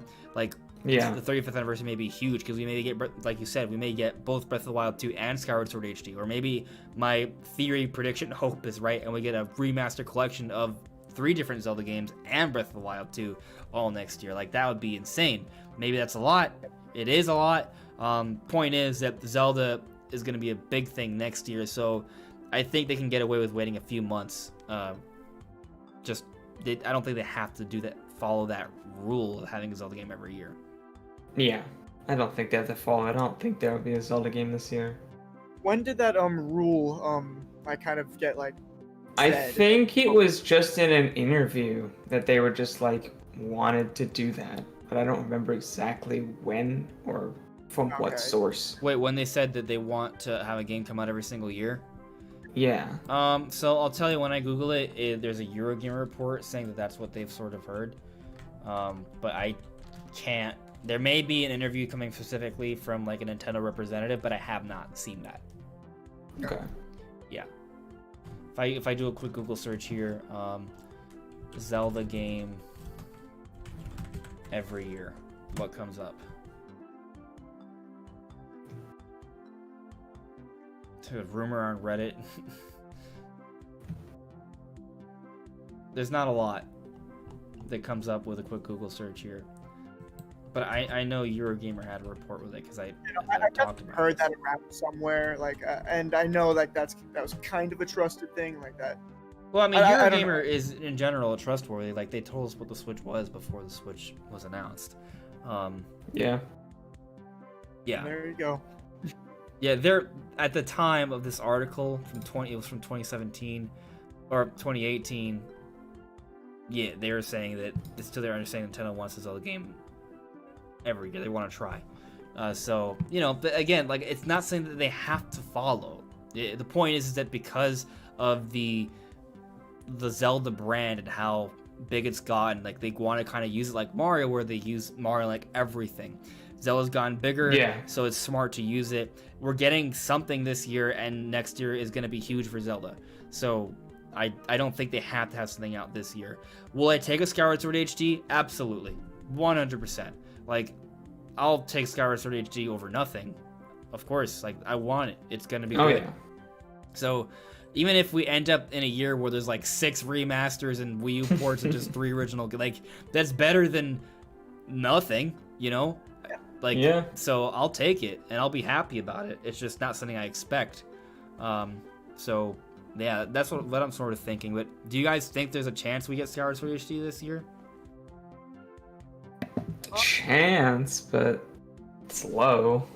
I feel like if it was said that like every single year that they're gonna do something Legend of Zelda, I don't think the physical copy of the game that you guys were talking about before, I that wouldn't really count because it was released prior to this year. Yeah. And I feel like Nintendo probably would stick to their word with it. So my hopes are high. I can't really like say what is going to happen, but I feel like there's definitely something going to come from Legend of Zelda. And that's just my thing. Okay. Yeah. No real back and forth. Yeah. So I think. I mean, I'd take a Wind Waker HD and Twilight Princess HD double pack. I'll take 100%. That too. I'll take anything Zelda. I'll probably take this Cadence of Hyrule physical release. I'll take that. Yeah. But just kind of moving on a little bit with this topic. In terms of a Skyward Sword, how do you guys kind of think it would work? I mean, we've addressed this before, but we kind of have to readdress it now. If it comes, how would it work out? Like, it was a entirely motion-controlled game on the Nintendo Wii, and that's what made the game divisive. A lot of people didn't like Skyward Sword for that reason, because it wasn't intuitive for them. They didn't want to go through all the effort.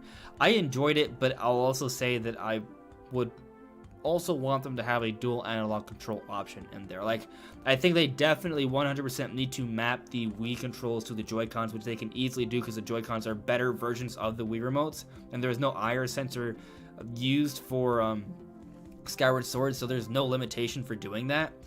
But I think that they also need to have some sort of dual analog control, especially because it would be weird to release Skyward Sword on Switch and then not have it be able to really function when you play portably, especially if there's a Switch Lite. Like, you would have to bring extra Joy-Cons to play it with your Switch Lite, and you wouldn't be able to hold your Switch Lite comfortably while playing it. That just, I don't think the only thing the IR sensor did in Skyward Sword, if I remember correctly, is just for it was mostly just for recentering. I remember you just pressed a button. Yeah, it was mostly just like to keep the remote calibrated better. That's pretty much it. Yeah, but you can just use a button to calibrate. Yeah, so. It's just like in Splatoon, they have that map to like Y or something. There's so many more buttons on the Switch than there are on the Wii remote and nunchucks. It's gonna be so much easier because there's way more buttons. So they'll find a way to make it work. I totally believe that. Yeah. So, I guess that there was I did see something at some point though, where Anuma said it would be tough to make it work. I don't know if that's true or not. Yeah. I mean, the right stick I think should work pretty well. It won't have this sort of like depth that the motion controls have, you know? Right.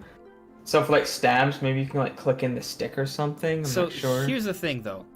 We've sort of butted heads on this issue because I agree with you that would make the game playable. But will Nintendo look at that and think that this is a quality immersive experience and we should have that in there? They might not. You know what I mean? They might be playing with the Joy-Cons and be like, oh, this is just not a good way to play the game. We shouldn't do this. You know? And if they don't do it that way, where they just use like a control stick to map the motions, then they kind of have to like rework the actual mechanics of the game. And that would be a lot of work. The game was entirely around the motion controls. Like what you guys are saying, like that's why people either liked it or hated it. It was because like, oh, these motion controls, that's like it's the game's thing. So now if they want it to be on the Switch, they kind of have to do something with remapping it to the analog sticks, because they can't have the Switch Lite having like it's completely not able to play the game without buying extra motion controls. Right, you don't want to have them buy a separate accessory. So then like that's 100% going to take Nintendo a lot of work to kind of remap everything and remake that entire mechanic for the game. So would they really put in the effort to remake this entire system just for a remastered game? Like, maybe. I don't. Yeah, they could. They definitely could. But yeah, I think no new content though. The new content. I think this is something I've heard other people suggest, is having sort of a I guess you can call it aim assist, but some sort of assist that kind of makes your sword motions feel smoother when you use the analog stick, so that it as long as you're close enough, it sort of helps you get it where you're trying to go. I feel like because that's a big thing for like aim assist on controller, so that you're not like completely outclassed by PCs and stuff. I think that was probably already the case in the original Skyward Sword release, but maybe that margin wasn't large enough, you know. So maybe they had to do something. They'll have to expand that margin of error. That's one thing. But then if they expand that margin of error, that would then make the game even easier, and maybe people might just waggle their way through the entire game. You know, there's like dead. I don't. Dead. People kind of already. I don't did know that if it would cause that. Nah, honestly, if you do that, I think that's the biggest reason most people were frustrated with Skyward Sword, is because they try to waggle, and when you like get blocked by an enemy, you get stunned. So they're just constantly getting stunned, and then like it really breaks up the pacing. Honestly, I think that's why people didn't like Skyward Sword, because they were like, it's a Wii game. Oh, why isn't this working? God, I hate this game. Maybe. Yeah. I see Jonah G actually has some input here on what we're talking about. Thanks for the super chat, Jonah. So this is what Jonah said. The Sword Legion and Astral Chain can slice in any angle. You see the line on screen and use the R stick to rotate it before sliding. That could work. So that's an interesting idea. I played through Astral Chain. I did like those mechanics. Maybe there's something to that. Now I'll say from that, like when you did that move where you would sort of angle it, that was everything else around you was paused from what I remember. So there wasn't like combat happening in that moment. Like you would suspend time while you were doing that. So it was slow paced. I don't know if that would work. I think you still had to do it. I think its time was still going because you had to use it to like break obstacles before they hit you and stuff. Okay, maybe you're right. But I will say that mechanic in the way that it worked was kind of weird and clunky. I wouldn't like it if it worked that way, to be honest. I'm not saying that it wouldn't not. I think there might be something to that idea though. Like, what if like you could see where you're gonna swing? Like there's some sort of telegraphing with it. Like what if I like put some sort of blue R or something to sort of signify where you're gonna be hitting? Like maybe they could do something like that to also make it more clear about where you're going to swing your sword.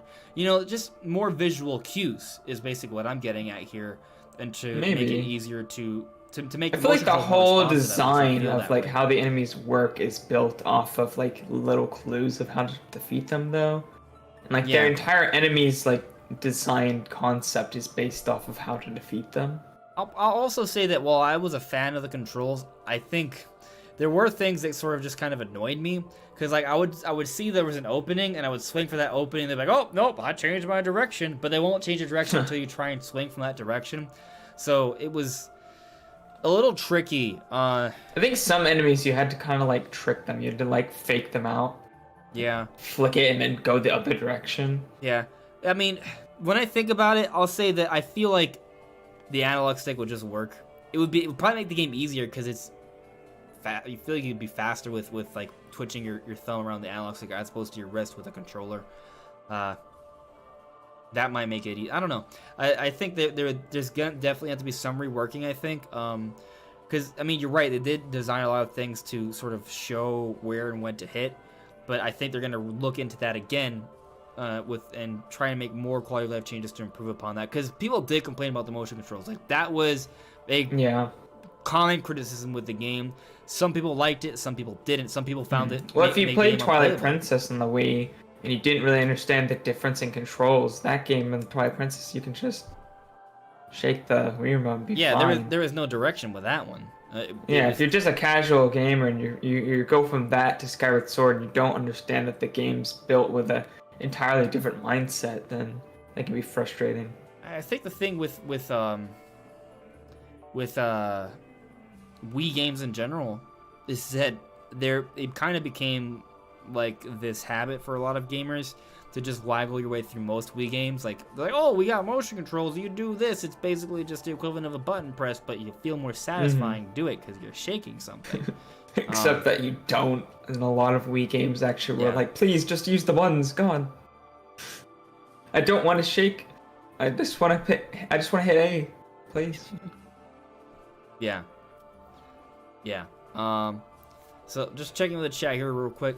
Alexander, if you want to show us something, send it to us on Discord or Twitter. So I definitely want to take a look at it. Here, Johnny N64. All I'm saying is if Skyward Sword is priced at $60, it's gonna need a lot to justify that price for it. Well, you see, Nintendo likes releasing games for $60 quite often. Donkey Kong Tropical Freeze released for $60 on the Switch. They included Funky Kong as a playable character and nothing more. This game came out like at the time that I think Tropical Freeze came out in 2018. So I think the original release of Tropical Freeze was in 2014, and when it released on the Wii U, it didn't release for $60. It released for $50, 4 years beforehand. So they released it 4 years later, and they added Funky Kong and increased the price by $10. And there was a 20, and at the time on Wii U, Tropical Freeze was selling for $20, and they took it off the eShop then. So Nintendo could just release Skyward Sword for $60, and I honestly think it would sell. It would sell well, But I think that would actually be a pretty good package. I think I'd be interested in it, because consider this: what Skyward Sword, with the art style the way it is, look at how amazing Wind Waker HD looks. If they were to do some sort of similar sort of graphical enhancements with that game, which wouldn't require too much work, it wouldn't require more than a year. Wind Waker HD was done like what, 6 months? 6 months, yeah. So they can make the game look really good in a short amount of time, and that alone would make me want to buy the game for that reason. The Joy-Cons are more efficient. They're better motion controllers than the Wii remote. So if you map the controls to that, I think that will also lead itself more towards it being a better motion control experience. So that alone kind of makes it better.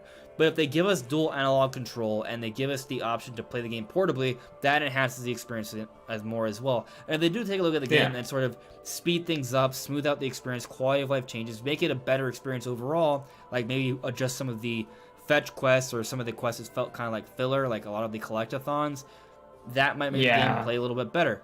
And all those quests where you have to go back into the same area and do those like missions where you have to hide from the weird ghost things. I liked those things. I thought they were cool, but I do think that there could perhaps be some adjustments to make those experiences a little bit better.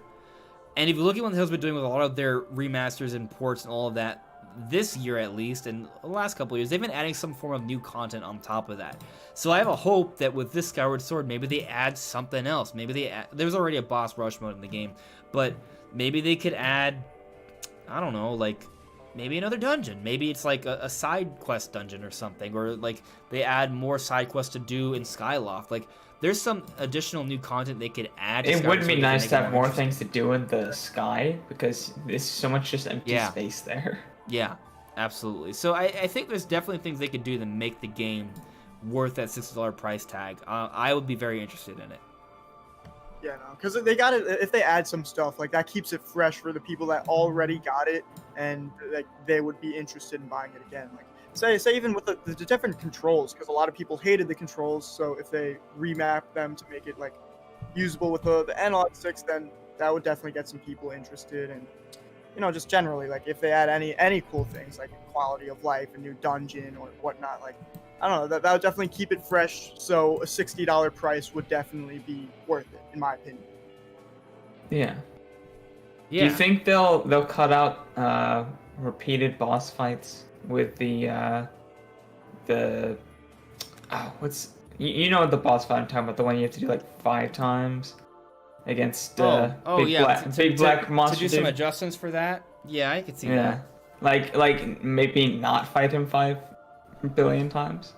I don't know. Is he called the Imprisoned or something? Yeah, What's the name of Imprisoned. it? The Imprisoned. Yeah. Having hero mode available from the beginning would also be nice. Oh, that's for sure. That was a thing with all the other ones. Yeah.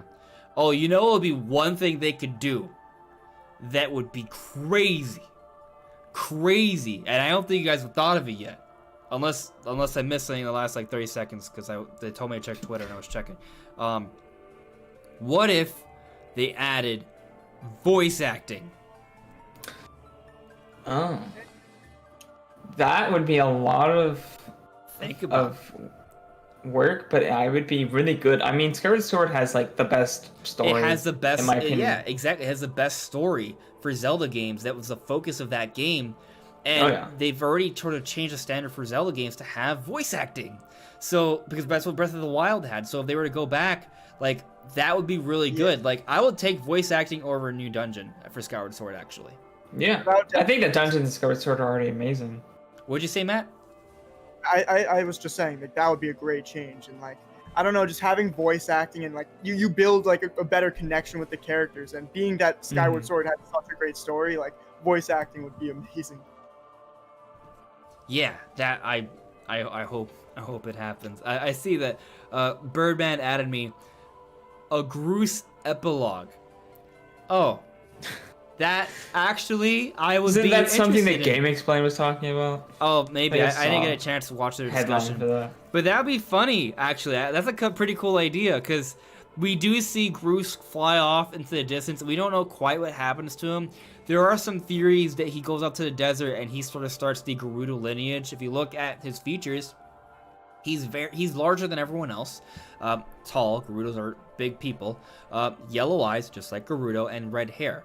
and supposedly flies off in the direction towards the desert. So all of those things do sort of suggest that maybe he's the initial ancestor for all Gerudo. That'd be really cool. So if they did do some sort of Gru's epilogue with it, I'm down. I think that's a very neat idea. I'm for it. Yeah, I'd definitely be hyped for that. I mean, as fun as it would be, though, I guess I should also consider that it would be like entirely separate from the main game, so they might not see a reason for it either. I don't think it's gonna happen. it will be fun though. Yeah, for sure. I see Jugsy saying, "Man, I prefer Majora's Mask plot. I like my stories how I like my coffee. Dark." Well, yeah. Breath of the Wild 2 might be pretty dark. It's looking like it. Yeah. So that would be neat. Breath of the Wild 1 was already pretty dark. It just wasn't told very well. Yeah. I expect Breath of the Wild 2 to have a much better told story. I think they're going to sort of readdress it, and they will definitely, it'll be better told, I think. So I'm looking forward to a stronger story in the sequel. So, I think it's time to move on to the next topic. Unless there's anything else you guys want to add for Skyward Sword. No, I'm good. Okay, so Retro Studios has put out a tweet, and that tweet, I'll show you guys, says something about a hiring. So Retro Studios tweeted out, and they said, "We are looking for a lead producer to join us on our journey to develop Metroid Prime 4. So, for those of you who don't know, Retro Studios is the developer for the original Metroid Prime 1, 2, and 3.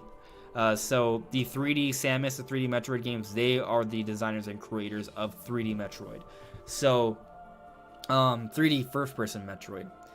So they're looking to hire a lead producer. And they've been making all sorts of hirings lately. Actually, I pulled up an article just to kind of read off some recent hirings. We got a hiring from a Call of Duty Black Ops veteran who had a lot to do with the online tools and gameplay programming. So there was that. We got someone from Mirror's Edge. We got someone who worked with Halo. There's a lot of people who've worked on a lot of like high profile like first person shooters or first person adventure games that are being hired for Retro Studios. We don't know specifically for Metroid Prime 4, but this Retro Studios tweet here is saying specifically for Metroid Prime 4, they are hiring the lead producer. So the interesting thing here is that some people are taking this to believe that they are just getting started with development for Metroid Prime 4 because they're only now hiring their lead producer. So that would make sense. You think that makes sense? Oh. Yeah, because like how you can't really like make a full game without having a lead, and if they're like only starting, if they only just put out that tweet, then I don't know. Brandon, what do you think? Has there been any rumor? Continue. Personally, I don't think that they would have said that they were restarting development and then just like not done anything for almost 2 years. You know? Wait, I didn't know. Like, could you give me like a wrap on like Metroid Prime? Yeah. So this is what's been going on for Metroid from what we understand. So, E3 2017, they announced they were developing Metroid Prime 4. Right? And I would say that usually when they say something's in development, that doesn't really tell us when they started development, but they announced the development of Metroid Prime 4 in 2017. So going into Game Awards 2018, so about a year and a half later, people were thinking, oh, it's been a year and a half since they announced Metroid Prime 4. We gotta be really close to some sort of trailer or gameplay reveal for the game. And then there is like a lot of rumors surfacing for not just Metroid Prime 4, but for Metroid Prime Trilogy HD. And these rumors weren't coming from like Reddit or 4chan. We're talking about people who are industry insiders who know about things, who would know about something. And people were saying there was going to be some sort of Metroid announcement at Game Awards 2018. There was a lot of talk about there perhaps being a review for Metroid Prime Trilogy HD. And what's interesting is that throughout the year, on multiple occasions, we saw Reggie, the previous president of Nintendo of America, working with Jeff Keighley, and they took photos together, and he was wearing Metroid shirts each and every time. And at the Game Awards, for like the third time in the last year, in 2018, he was wearing a Smash Brothers shirt, but not just any Smash Brothers shirt, a Ridley shirt. And what came into Game Awards 2018? Nothing. Even after all the industry insiders saying, even after all the Metroid shirts worn by Reggie, nothing Metroid was shown off. And then the next month, January 2019, Nintendo announced via a video that they had to restart development for Metroid Prime 4. The only time Nintendo has ever put out a dedicated video to announce a delay for a game was for Breath of the Wild. So I think that kind of puts it into perspective, like what kind of quality level they're expecting for Metroid Prime 4. That this is going to be a huge thing. But they had to restart development because the game was not going to be to the quality they wanted. They want this game to be amazing. They want it to be comparable to the original Metroid Prime, which is, for the record, one of the highest rated games of all time. Like, literally. So we're talking about something high quality here. Very high quality. So that's kind of what happened. Now, this guy used to work from Game Informer, if I remember correctly, Imran Khan. He said from what he had heard that there was a lot of issues between supposedly Bandai Namco and Nintendo, and they were developing parts of the game in different places, and that wasn't going over really well. So that's what happened, and then Retro Studios put it together a demo, Nintendo liked it, so they decided to switch over development to Retro Studios. So that's what we basically understood, and then also apparently Metroid Prime Trilogy HD has just been shelved. And the thinking is, the speculation is that Nintendo's been sitting Prime Trilogy HD until Metroid Prime 4 is closer to release. That way they could put out Prime Trilogy HD, and then they could use that to sort of build up hype and sort of reacquaint people to the Metroid series. So that's kind of the basic gist, right? But I guess going back to the point though, Brandon, as you were noting, they announced the restart back at the beginning of 2019 in January. So if it was true that something Metroid's going to be showing off Game Awards in December, and it wasn't, it was pulled from the show, which kind of seems like that's what happened. Kind of does, yeah. Then they had plans to have something then, and they already knew something was wrong. So it sort of suggests that they probably were restarting development at the end of 2018, maybe not even January 2019, you know? So if that's the case, even if it is just literally when they announced it, they started development at this point. We're getting close to 2 years, or it's like a year and a half at this point, right? 2019, yeah. So, over a year and a half, yeah. In other words, they can't have just started development for Metroid Prime 4. And on top my personal theory is that this is just somebody to oversee everything and make sure things are going smoothly. And I actually went back to the tweet, went to the link in the job listing currently, and that's kind of what it suggests. I mean, if I'm going to read out some description of duties here, if you don't mind. First off, responsible for maintaining project timelines and forecasting for all products in development. Provide studio-wide risk reports to the development director for use in risk mitigation and partner messaging. Responsible for studio-wide communication of product status, and it goes on with other things like that. Those general, just kind of oversee and make sure things are on time. This person likely doesn't even need to know literally anything about like the game itself. Yeah. It just seems like a general project manager, just like watch over and make sure everything's running smoothly. So. It's probably due to the pandemic. Everybody working from home, you need another person to keep eyes and tabs on everything. So maybe it's hard to say exactly where they are at in development. I'll say this though, I do think it does suggest at the very least that they're not right around the corner. Like I don't think that they're a couple months away from going gold. If they were hiring a lead producer now, I think that does suggest that they still have a little bit of a ways off, but I don't think it means that they're just getting started. I think they're like dead smack in the middle of development, and I think conceivably we could see gameplay next year. Also, I will say that the job date, this has, even though they're tweeting out now, this job has actually been up for. You could apply for this. It's been up since May. So, but if they're tweeting out now, does that mean that they're still looking, or are they just teasing people? I guess. I'm not sure. I think it might be that they're actually just trying to get it out there. I don't see the point of why they actually tweeted it. Maybe maybe everyone should just apply. So tweet. Like Twitter might actually be good for them. You guys want to know what's going on with Metroid Prime 4? Apply for that lead for the lead producer. Maybe you'll get the job and find out. I'm sure you'll. And there's so you won't be allowed. There's actually a lot of other job positions they have open right now. They have lead graphics engineer, senior level designer, lead animator, boss AI designer, engineering department producer, level 4 lighting artist, the lead producer role that they just tweeted out about, lead lighting artist, concept artist, and a contract environment outsourcing review artist. So just somebody to look over the quality of outsourced things and make sure it's up to snuff. We need an insider to apply for one of those jobs and give us the insights of what's happening. Yeah. I don't think anybody actually qualified for that job would become an insider. Yeah. I am skeptical. So another thing to take into consideration here is that this project's going to take years. People are going to go in and out. There's going to be a lot of turnover with employees and staff. Like, they're going to be hiring people, firing people, or not even firing, just people are going to finish the work that they intended to do.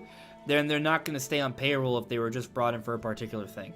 You know, maybe they would be if they get like a permanent position at Retro Studios, but there's different this producer things. Likely won't have a job after Metroid Prime 4 is done.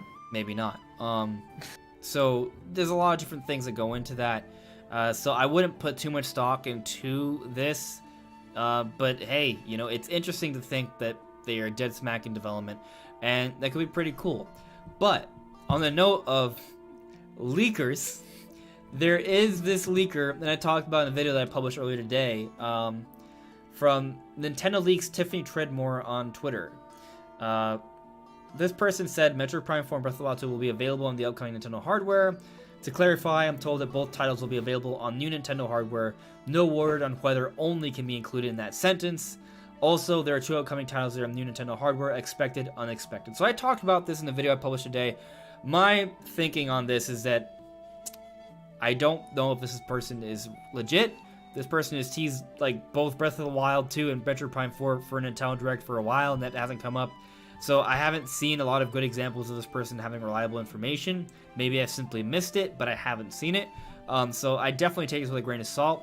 At the same time, though, I don't think what this is saying is crazy. Metroid Prime and Zelda are going to be on Nintendo Switch, on new Switch hardware. Yeah, absolutely. Absolutely. Like, that's totally going to happen. My thinking is that we've talked about this already, Brandon. And I saw I didn't get a chance to get your comment, but because I actually want you to delve a little bit deeper on that here. But I think the Nintendo next year is going to release a system revision. It's going to be called Switch Plus. Basically, it's just going to be kind of like a new 3DS XL sort of thing, but for the Switch, where the visuals, the system will be a little bit more powerful, so games will run and look a little bit better, like especially games with dynamic resolutions and choppy frame rate. That will all be improved upon, so they'll run and look a little bit better. Maybe there'll be a little bit more put into it so that they can look even more noticeably better, so they can market that, but it's not going to be like a 4K system in my opinion.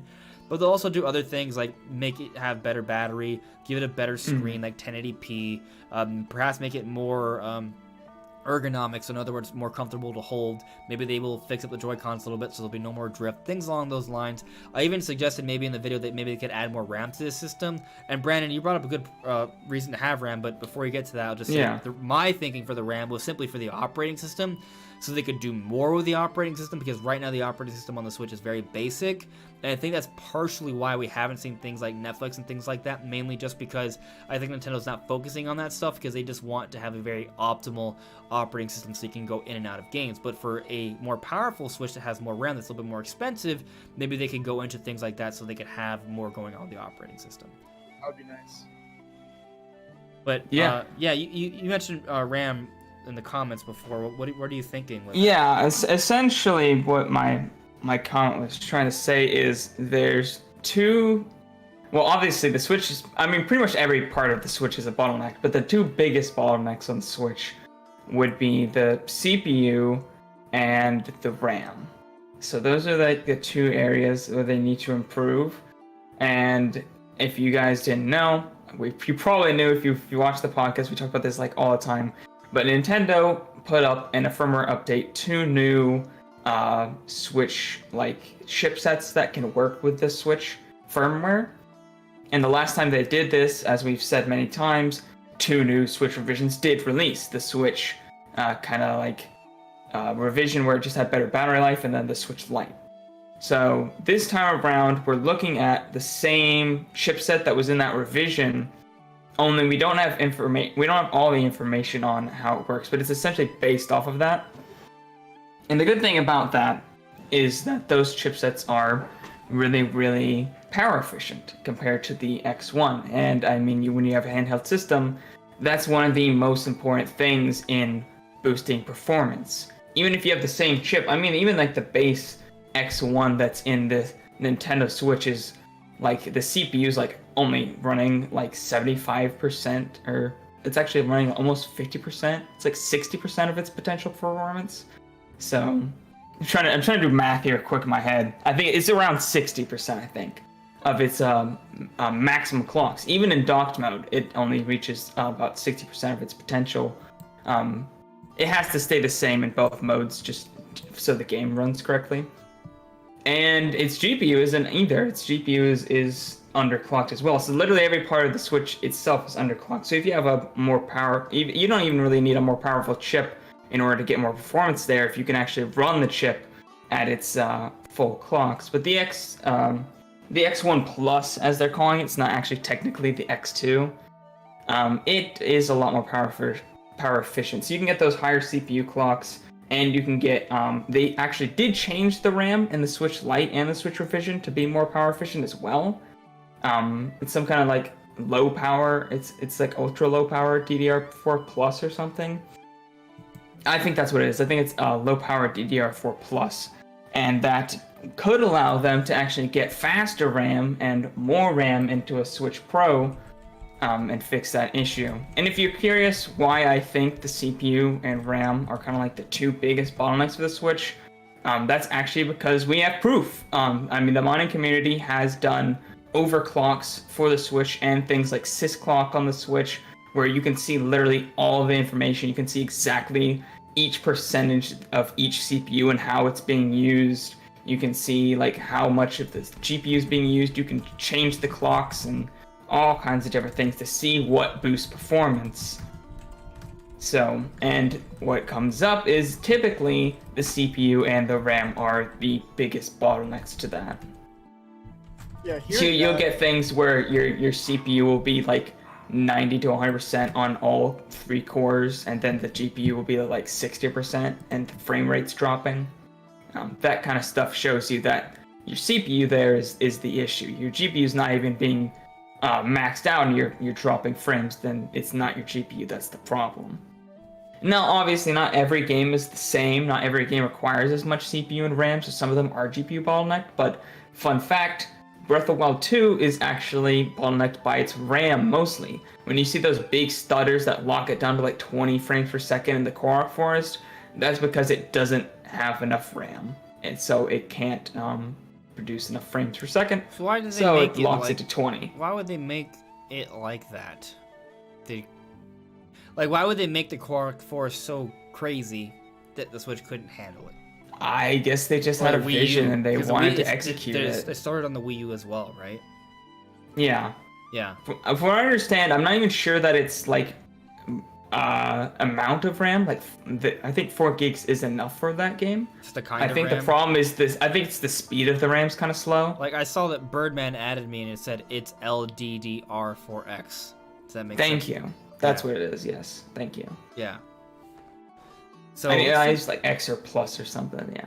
So in other words, go on. The same reason why Fountain of Dreams lags on Smash Bros. Saddest thing ever. That, but you know, the Switch can't handle it for some reason. Mm-hmm. I think a lot of it's just sometimes like optimization, though. Yeah. I mean, we've seen them actually. If you go, you should watch, if you guys haven't seen it, videos of people modding the Switch to run Witcher 3 at 60 FPS. It's actually the biggest issues with those games. Again, it's the CPU and the RAM. The GPU is a little bit limited when you boost it all the way up to 60 frames per second, but mostly if you just overclock the CPU, like we could see like a Doom Eternal and Doom 2016 at 60 FPS on a Switch Plus, even if the resolution might not be like crazy better. The frame rate itself could go a lot higher if you boost your CPU and RAM speeds. Okay. I'm looking at JJ Giner, preserve battery life, no one wants 1 to 2 hours. But like the Switch can have varying graphical settings, so maybe in portable mode it doesn't use a lot of that. But when you put into dock mode, it already does this, but maybe with the Switch Plus it does it more so. So in portable mode it still has good battery life, better than the original Switch or even version 2.0, or at least on par. But when it's docked, it's like, all right, let's go into overdrive here and really output the best like visuals we can. Yeah. Personally, I'm thinking that if they did a Switch Plus, the battery life would probably be it definitely wouldn't be as good as the revision because that's using the same chipset with the stock clocks of the original Switch. So definitely there's no way, it's literally impossible for them to get the same battery life unless they had a bigger battery. Or the problem is that the battery already takes up, I mean, if you look inside the Switch, if you open it up, in the Switch revision the same, yeah, a lot of it's like it's full. My question to you is, wouldn't there just be a better battery available than what the current Switch has? I don't think there's a better battery Doesn't available. Battery technology improve as mobile technology improves? You know battery technology has been very slow, to be honest. Like it's not something that's really evolved much in recent history. I feel like if they were to make a Switch Plus, like battery life, that is one of the main problems with the Switch, in my opinion. I think it would be better. I just don't think it would be better than the revision, because that's kind of like the whole focus of that system. I think it would be like 1 to 2 hours better. Yeah, that would like any amount of time added is like that will still. But well, yeah, I definitely. But you're saying that it would be worse than version 2.0, which is now like the standard Switch. Yes. I mean, if it uses the same chipset and it has higher clocks. Just if it's called Switch Plus, which is my prediction, right? Might not be called. I mean, Switch look, Plus. that's just kind of how systems have been. If you go from like the original like Game Boy kind of like battery life to like the DS, and then you go like the 3DS where the battery life was like slashed a lot. That's just how it goes. You get a more powerful system, you don't get the battery life. What are you gonna do? Unless you increase the technology in it, then it's gonna be like that. I want my cake and I want to eat it too. I want everything. Yeah. Give it. I want better battery, I mean, power, and I want it to be cheaper. There's no hint that this is gonna happen. I don't think it will. But there is more power efficient mobile technology like available if they wanted to use it. That's just not what the firmware update suggested at all. And I don't think it makes sense to use that until like a Switch 2, to be honest, because it's kind of expensive at the moment. Yeah, regardless of what happens, I feel like there's totally going to be some sort of upgraded Switch because, like, the Switch is in for the long run. Like, it has all the games from the Wii U. It's like, and they're clearly like at the beginning stages of its lifetime. Like, not the beginning, but I feel like it's going to have a very long lifespan, just like the 3DS. So given that, like, they kind of need to have an upgrade to run better things and kind of just move with the time. Inclined to agree with you, but I think some people have been arguing otherwise though. Like, I agree with you, right? I feel like Nintendo wants to have more revisions and really extend the lifespan like they did with the 3DS. I think that's a great point. But other people have been arguing that the Switch is very weak compared to PS4 and Xbox One. PS5 and Xbox Series X are coming out this year. And this is 2020, right?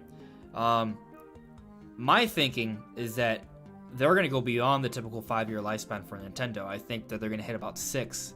So my thing is we won't see Switch 2 until 2023, but I wouldn't be shocked if they do just cut it at 5 years and bring it out in 2022. which would mean we're past halfway at this point. But again, I think we're at the halfway point, in 2023 is when the Switch will no longer be the main system for Nintendo. Mainly because, like, for example, if there is no Switch revision next year, like let's say there isn't, I think that's because Nintendo's like, all right, if we're gonna come out with a next generation Switch, it's because, like, if they're coming out with the next generation Switch and it's coming out in 2022, they're not gonna release a Switch revision a year beforehand. I don't see that happening. But if the Switch Plus or what have you, what we're talking about, comes out this year, then I could see 2 years later them coming out with a Switch, or 2.5 years later. So say, like, this is like a dreamlike scenario for me, may not be the case, but let's say March Breath of the Wild 2 releases for the end of the fiscal year, but they also drop a Switch Plus, like, together. They launch them alongside of each other. And then in 2023, they come out with the next-gen Switch. Like, that would make a lot of sense. That would be plenty of time. But I think 2022 would be too early if they have a Switch version coming out next year. So it's kind of interesting. Yeah. But to get back to the point I was getting at, though, because I went on a tangent, a lot of people think that the Switch is too weak and that they need to come out with a next generation system sooner so they can play games. Because if you make the argument that they just use like a Switch Pro or Plus, whatever, to play better third-party games, then would that mean that those third-party games would no longer run on the base Switch? And that wouldn't be smart either. So it's kind of like, what do? Do you wait longer and just not have the biggest third-party games? Or do you bring out a system too soon and risk angering fans, you know? I feel like, because it's this could be a similar situation with the Wii. The Wii was so underpowered compared to its competitors. It was the 360 and the PS3, right? Yeah. Yes. It was so underpowered. Yeah. But the thing is, given the unique qualities of the Wii and like how it was very the demand for it was so high and its sales went crazy. Its sales were amazing. And I feel like that's a similar situation with the Switch. It's a unique system that is portable and everyone kind of like would want it regardless of like its not comparable power to, say, the PS5 and the Series X. So I feel like third parties are still going to find a way to manage to squeeze their games onto the Switch, even though their power would not kind of match the changing rating consoles. But and I'm not saying, to your point, like, the way third-party support has been on the Switch right now, it's been better, way better than the Wii U and the Wii. Like, yes, but it's still not like day and date games. Like, we thought we were gonna get Doom Eternal day and date. No, it didn't happen. Like, it's very rare that we get the day and date, like, multi-platform AAA games. I think we got it for Mortal Kombat, and that was like one of the very few games that it's been the case. What usually is the case is that we get a lot of the games that were really successful a couple of years ago, and it's like a second win for that game, and oftentimes it sells really well on the Switch. So third parties are definitely happy doing that. But if it is like a modern game, we have to wait like 6 months to a year or even more. Like, we're still waiting for Doom Eternal. Supposedly it's coming out this year. There is a lot of there's not just speculation. Like, there's some evidence suggesting that the new Crash game that was just announced for Sony and Microsoft is also coming to Switch eventually. It just hasn't been announced yet. So, you know, things like that seem to be how things are working out now, where we're not even getting the day and date multi-platform major games now. So my thinking isn't that we need a new next generation system now, because as it is, we're gonna have to wait a couple more years anyway. What's one more year? The Switch is doing well because of its unique qualities, like you said, Matt. It has tons of indie support, tons of first-party games. Nintendo, as it sells better and better, there's going to be a lot of third-party partnerships, like your Astral Chains, for example, like your Dragon Quest XI S's, things like that. So we'll see more things along those lines, and I think we'll still get like some nice third-party games like your Doom Eternals, like your Crashes, like your Mortal Kombats. But what's going to happen is that those games aren't going to come immediately. They never have, for the most part. So I don't think much is going to change, really, especially because the PS4 and the Xbox One are going to be supported for at least a year or so more. So this window of Nintendo not being able to get like the major third-party games, I think it's kind of greatly exaggerated that need. So if they wait until 2023, they actually might have even a better chance to reobtain third-party support and maybe even have it better than what it is on the Switch, because it might be closer in terms of power and we might actually get more often the day and date AAA multi-platform games. Maybe. We'll see, because Nintendo hasn't really done that for years, but I think we have a better chance with the next one. Yeah, no, that definitely makes sense, because like what you said, like there's going to be one more year of like PS4, Xbox One, so that's probably the extent of the third parties games that are going to be able to be completely compatible with the Switch without like any tweaks. So after that year gap, when the Series X and the PS5 are out and all those third party games are coming out for those consoles, I feel like those games, like going to the Switch, like that's the chances are going to be very slim. So an upgrade would definitely need to happen. Yeah. Personally, I actually would prefer them to not have a Switch Plus next year and just 2022 drop a new console. Specifically because, I mean, it'd be an appreciable upgrade for the console from what the firmware update suggests, which honestly a lot of the numbers aren't even like there. Like there's not a lot of information. There is information suggesting that there are new profiles for RAM speeds, indicating that they will be upgraded. Because before they only had two, the one for docked mode and one for handheld, but they added 3 more actually with the firmware update.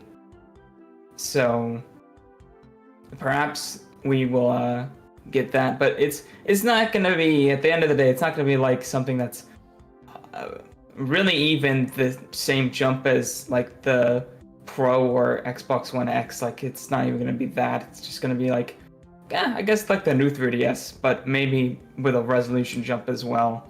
This is for the revision, right? Yeah, for like the Switch Plus.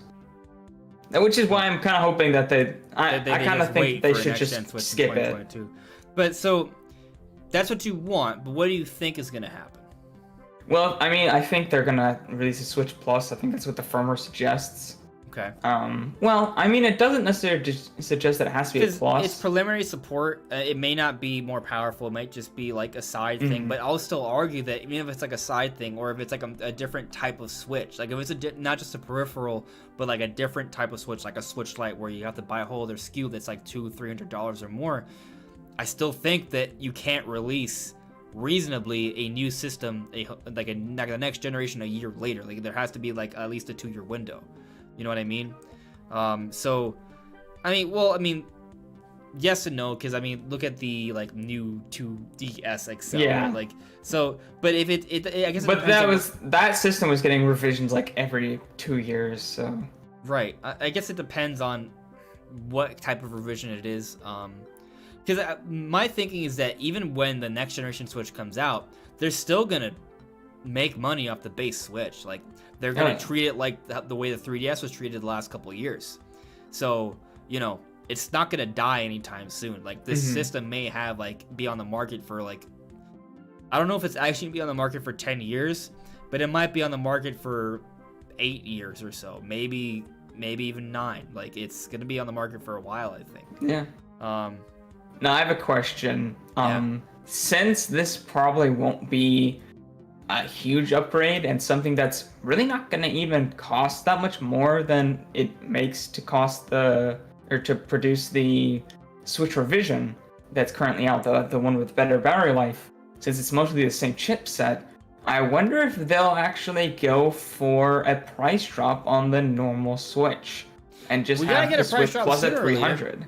We gotta get a price drop sooner or later, Yeah. Bro, what if the way they compete with next gen this year is they don't have Breath of the Wild 2. They save that for next year. They don't have a Metroid Prime 4. They save that for the end of the world. What they have this year, it's all right, here's your Mario, and maybe they have a couple of surprises and a couple bundles and a price drop. What if there's hey, a price drop? Although I don't think they need a price drop because they're still selling really well. So I don't think there will be a price drop because they usually price drop when they notice a decline in sales. Which also, I think, lends itself more towards Nintendo taking their time with the next Switch. If they're still selling well, if there's not a decline, I don't think there's a need for the next system. Like, I don't think they would bastardize their current sales. They're doing really well, and they haven't even really hit their peak in terms of software yet, in my opinion. So, you know, I think, and like what you brought up earlier, Mattchu, how we're still getting Wii U ports now. Like, there's still a lot of things that Nintendo can do with the Switch. I don't, like, maybe we're like about the halfway point, but I don't feel like we're like on the downward curve yet, you know? No. Unless Nintendo announces next gen Switch next year, and 2020 is slow because it is a downward curve. But that just would make zero sense in terms of business. Like, no, the Switch is doing so well right now, and this would have probably been a slow year for Nintendo, you know? Given that, at least looking at the software lineup, like, this isn't their strongest software lineup.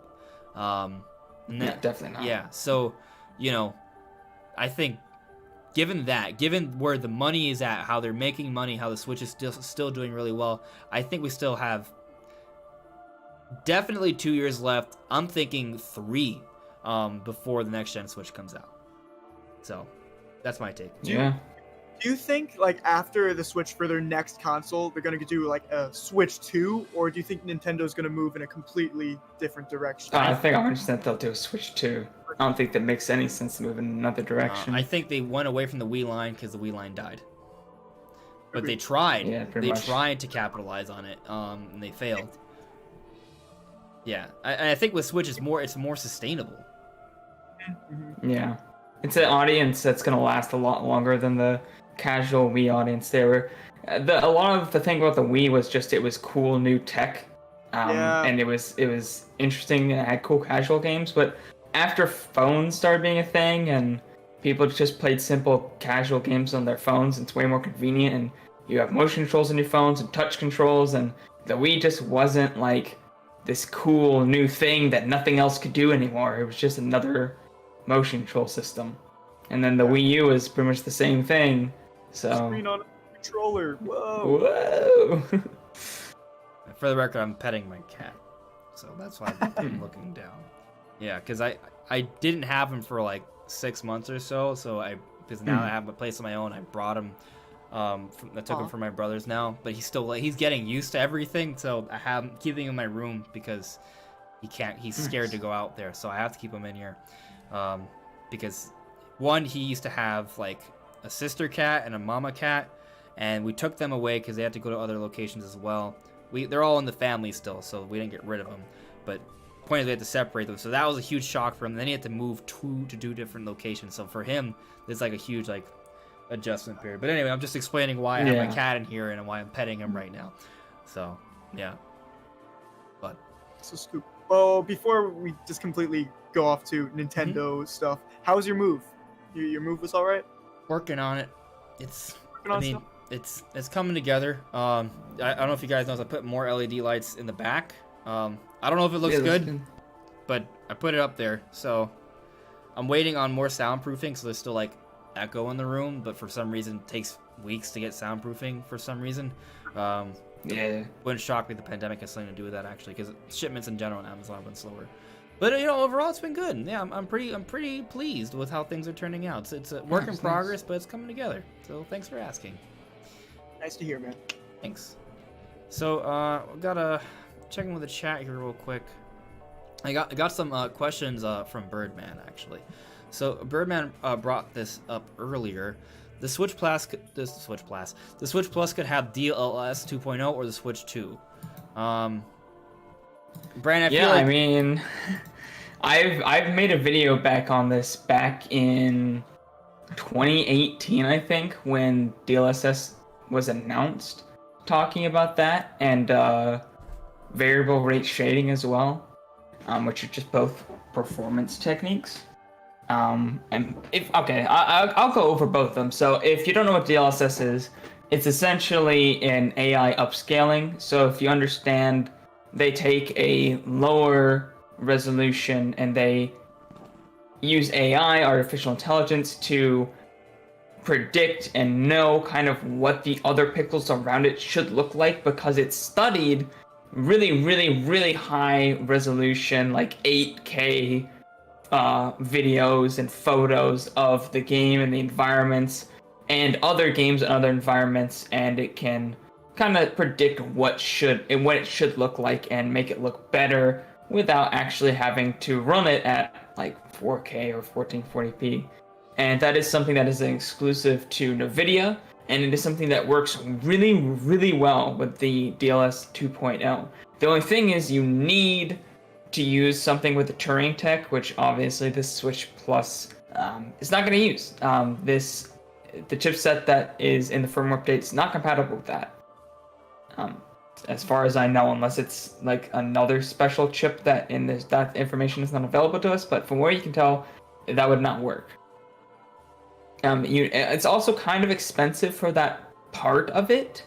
At least at the moment. I know that prices likely will go down. NVIDIA is actually going to announce their new next generation of graphics cards really soon in September. So prices should go down the older tech. So tech prices are going down, but I think it's going to need another 2 or 3 years before that's affordable and affordable for unit. Switch. In 2 or 3 years, well, I mean, timing-wise. Yeah, 2 or 3 years, I definitely think that the technology will be there. We've seen that kind of stuff. Like, I mean, we already see it in right now. Today, you can buy a laptop with a 2080 Ti in it, and it runs super well. But the laptops still have a lot more battery power than what the Switch has, so it's not really quite comparable there. But yeah, they already have mobile versions of that work pretty well. If they want to, in 2 or 3 years' time, I'm sure they can produce a chip that has that capability. Okay. So I saw an interesting question from Johnny N64. I'm interested how you guys feel about this. So let's see, where is it? I missed it. Oh, got it. All right. So Johnny N64 asks, why do so many people think a Switch home console isn't possible? Only handheld isn't switchable. So I'll give you guys my take, and then I'll give you guys an opportunity to kind of come at me with disagreements or agreements. So, my thing is that, at least personally, I feel like a only dock, like a home console only Switch, one that's not portable, doesn't make sense. Like, you can make the argument the Switch Lite doesn't make sense if you can't switch. I think there's a point there, but if you look at what Nintendo did with the 2DS, and just went away from the 3D visuals thing, like they went away from the branding of what the system was to have like a different version of it, a more portable, cheaper version of it. That's what the Switch Lite is, right? So it's a similar thing where they kind of went away from that core functionality of the system or core gimmick to just put out a system that plays the same games out there for people who don't want to spend as much money or want something more portable. So that's what they did with that. It made sense. But the thing is, if they were to do that for the home console variant, like where it doesn't switch and it just stays at home as just a dedicated home console, and it's not portable, yes, it would be more powerful. Nintendo would be able to do that. And would people buy it? Some people definitely would, because that would be a more powerful Nintendo system. But the problem with that, though, is that Nintendo wouldn't sell well, I think. So like the Switch Lite is portable, right? The mobile systems have sold really well for years. Nintendo home consoles haven't. One of the reasons why this Switch is selling so well is because it's a hybrid. It's very flexible and comfortable for a lot of people. So I feel like a home console only Switch, while possible, in terms of sales potential, is far less than the base Switch and the Switch Lite. I would say the biggest selling point of the Switch is the fact that it's portable, which is why the Switch Lite still has a market, because it's portable. It takes the best part of the Switch, which is its portability, the fact that it is pretty much, it's not really, a lot of people try to look at it as a home console that can also be a portable system. It's not. It's a portable system that's also a home console, and that's evident from, just how games run on it. I mean, you can't call it a modern home console when it runs Doom at less than 720p at less than 30 frames per second when the other consoles run at 1080p 60. Like, that is not a home console. This is a portable unit that can be played on your TV. And that, if you just have it as a home console, what's the value there? Yeah, for sure. I'll say that. No, you go first, Matt. No, you go. So I'm thinking, like, with the Switch, like, as you said, its selling point is that it is portable. Like right now with the consoles, it's PS4 home console, Xbox home console, and then the Switch, which is kind of in its own realm. Like if the Switch were to go inside of the box of being a solo home console, now it's in the same exact realm with the Xbox, PS4, and now the Switch. So like that's just entering entire competition with two other consoles that like wouldn't really be there if they stuck with their portable niche. Their niche, like what they had with it. Yes, like I don't know.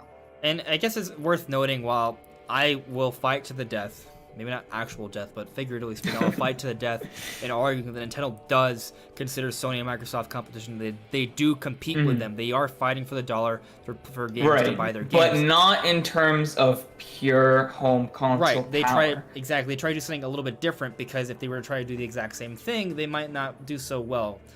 They find more success, as you guys have both noted, with doing their own thing, and part of their own thing is having that more mobile form of playing games. So I just feel like it's not impossible. I just feel like it's unlikely that they will make a dedicated home console Switch version that doesn't. The only reason to do that is to make a really powerful console, which Nintendo isn't really about, and isn't really the point of the Switch. That will require a lot of research and development. It's a lot of money to put in. And the firmware, simply, like those chips, even if it was a dedicated home console, you can't push it that much farther than what it could be as a portable. Let me ask you a question about that, though, because you brought it up earlier, because people have noted that there seems to be like some sort of indication of what that Switch may or may not be. And I feel like it was mostly speculation, so there's not confirmation here, but one of those Switch revisions that are part of the preliminary support had some sort of symbol suggesting that it was more for a home console variant, though. Yeah, so, there are people who suggest that it could be a dedicated home console. I just don't see why. Those chips don't make sense for a dedicated home console. I don't see why they would use that chipset at all for it. It just doesn't make any sense. Right. So there's just no real like logic or business logic to this, I think. We also have to take into consideration, we don't have the full details here, right? Like, we're seeing some form of it. We don't know exactly how it may pan out. It may not even come out, right? Like, they may be working on some potential plans, but that's the thing, they're potential. It's not confirmed. It hasn't been announced by Nintendo. Plans change all the time. So we don't know if something will be coming out next year. There are Switch revisions, and supposedly there may be two, so we don't know. So whatever it is suggesting, it might not be exactly that when it finally does come out. But I'll say that if you do want to give us, like, that home console experience, I'm gonna say it, the supplemental computing device. Nintendo got those patents years ago. Give us that 4K dock. Do it. Do it. Like, if you want, like, that would be a way that I think would be more affordable. And I feel like it would work. Like, you don't force Switch owners to buy a whole other system to get the home console version, but it's like a way to boost their power, give them another dock, because oftentimes people want more than one dock anyway. You know, if this dock actually has some innards in there, like a GPU or something to boost the visuals somewhat, I think that'd be really cool. I think it's possible. I'm not the tech guy here, Brandon is, but you know, like, I mean, it's definitely possible. I mean, literally, they could just make a dock that obviously they would need to change the HDMI to be better, because the Switch doesn't support 4K 60. But if they did make a dock that literally just has that like AI tech that's in the Turing GPUs that uses like DLSS and stuff, you can be just literally just that, and your games would look and run so much better. Is it possible that one of those Switch revisions in the that has preliminary support right now could just be a dock? Like, I don't understand it, so I don't know if from what you I don't think so, because the SoCs are entire chipsets. Typically, you don't SLI a CPU necessarily. As well, you would just do the GPU. Personally, I think if they did that though, I would like to see it with the with a Switch Plus, like a Switch Plus with a dock that has DLSS stuff in it. That's what I'd like to see, because you are gonna get like higher resolutions and stuff, or well, technically you're not, but it's gonna look a lot better. but your frame rate's still not going to be any smoother there because you're probably going to build up from the same resolution. So you need a little more oomph to. Also, there's overhead DLSS. Yes, there we go. DLSS 2.0 is not free in terms of like how much power. It does cost more. So say you want to upscale a game from 720p to 1080p. Sure, it might be a lot faster than running at native 1080p, but it's not as fast as running at native 720p. So at that point, you need a little bit overhead and power to kind of keep that frame rate in check. Yeah. Which I mean is kind of what the X1 Plus would be perfect for, because it's literally the same chipset, but you can just run it at higher clocks, so you get that little bit of overhead, so you can get those higher resolution through DLSS. Did I say too many S's? I don't know. Anyways, you know what I mean. And then also keep that performance level high. Because the problem with releasing a dock that has like DLSS and using it for the base switch is your frame rates would be lower because you don't account for that overhead that it costs. Because it does have a GPU effect, even though it's mostly run on the AI tech. So what you're telling me is that there's a chance. There's a chance. I think personally they would wait for Switch 2, but there's a chance. Yeah, I see your point. You don't need as much AI tech, I guess, if you're running from a lower resolution, perhaps? I'm not exactly sure how that works.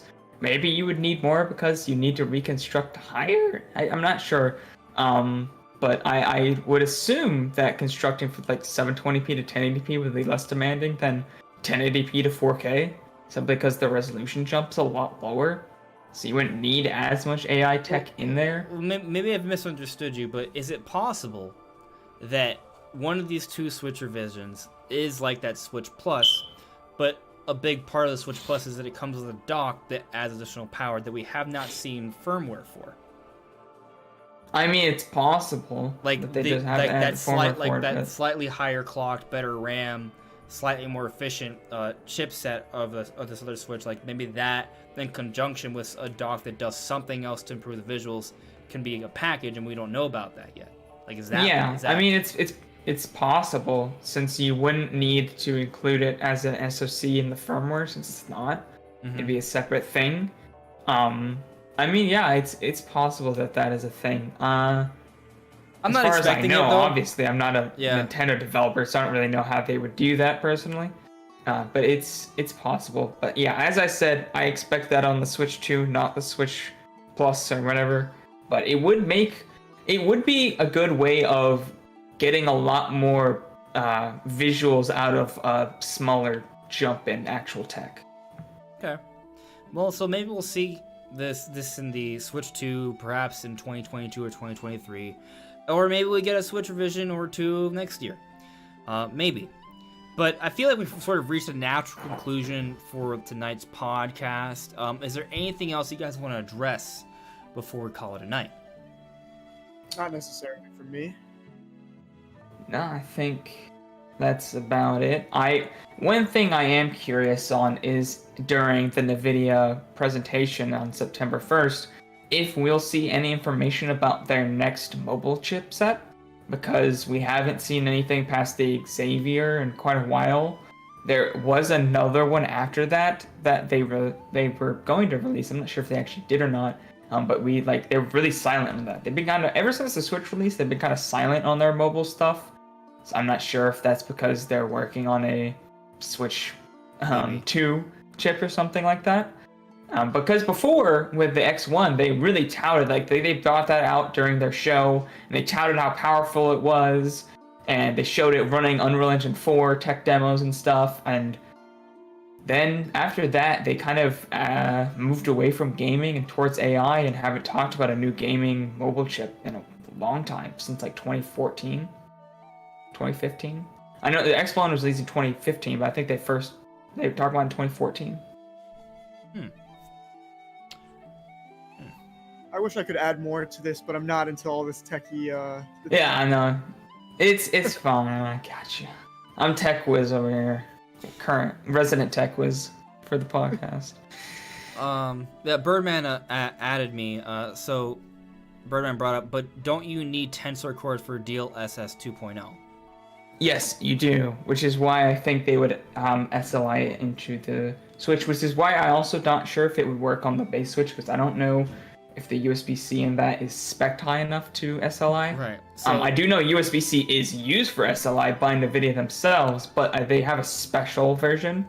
So if they have a Switch revision that uses that special USB-C plugin, they could that would be fast enough to communicate with a second GPU inside the dock. I just don't know if the current spec. I doubt the current spec on the Switch is capable of that. Okay. All right. So, I mean, I guess for the layman's, like myself, and putting it on layman's terms. So, DLSS 2.0 is this sort of technology that can take something that is a lower resolution and with less force power, because it's at a lower resolution, they can make it appear like a 1080p or a higher resolution with less power required. So basically, it's just a more efficient way of presenting higher resolution games. So basically, it makes games look better with less power. And from what you've seen, Brandon, it doesn't seem like what we've seen from this preliminary support for these Switch revisions, like that is possible, or even adding it to the base Switch, but maybe Switch 2.0. So I think that makes sense. Nintendo's always been working on their next piece of hardware. Research and development for hardware goes on for years. It's not like, oh, we're a year away, we're going to start now. No, so you're going to be hearing about little things like DLSS 2.0 and other things from NVIDIA for the next coming years, because they're always going to be working on stuff like that, and maybe we'll see it in the future. But anyway, in terms of, to sort of like just end the video here, because my cat, I need to address him. Just to end things here, I think we'll get some sort of announcement from Nintendo this week. I don't necessarily expect it to be a Nintendo Direct. I hope it is, right? But I'm at least expecting maybe like a Nindy Showcase presentation. That's what I think. Maybe I'm wrong.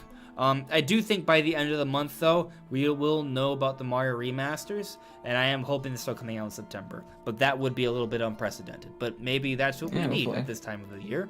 So, we'll see. But that's all for now. Guys, make sure to check out both Mattchu, that's his channel. It's linked in the description below, as well as Brandon, What About Nintendo. It is linked in the description below. Is there anything else you guys want to shout out before we call it a night, or are you guys ready to go? I stream on Twitch, Mattchu Live. Yeah. Cool. Make sure to check them out, guys. Yeah, both of you guys are streaming now. Actually, I started streaming. I'm trying to do them Wednesday nights. I'm gonna be streaming more often once I haven't been put on the schedule. I just got put on the schedule for this week, so I might stream again this week. It's just been I didn't know like when I was going to go to work and when I was going to home. Yeah. So. Yeah. Well, cool guys. This has been good. Hopefully get some news. But anyways, everyone, thank you so much for coming by and watching. We'll see you later. Take care. See you guys. Bye. It just never ends. It's just YouTube's just not responsive. We're still live. It won't end. Like, it refuses to actually do it. I think we're gonna end now. All right. See ya.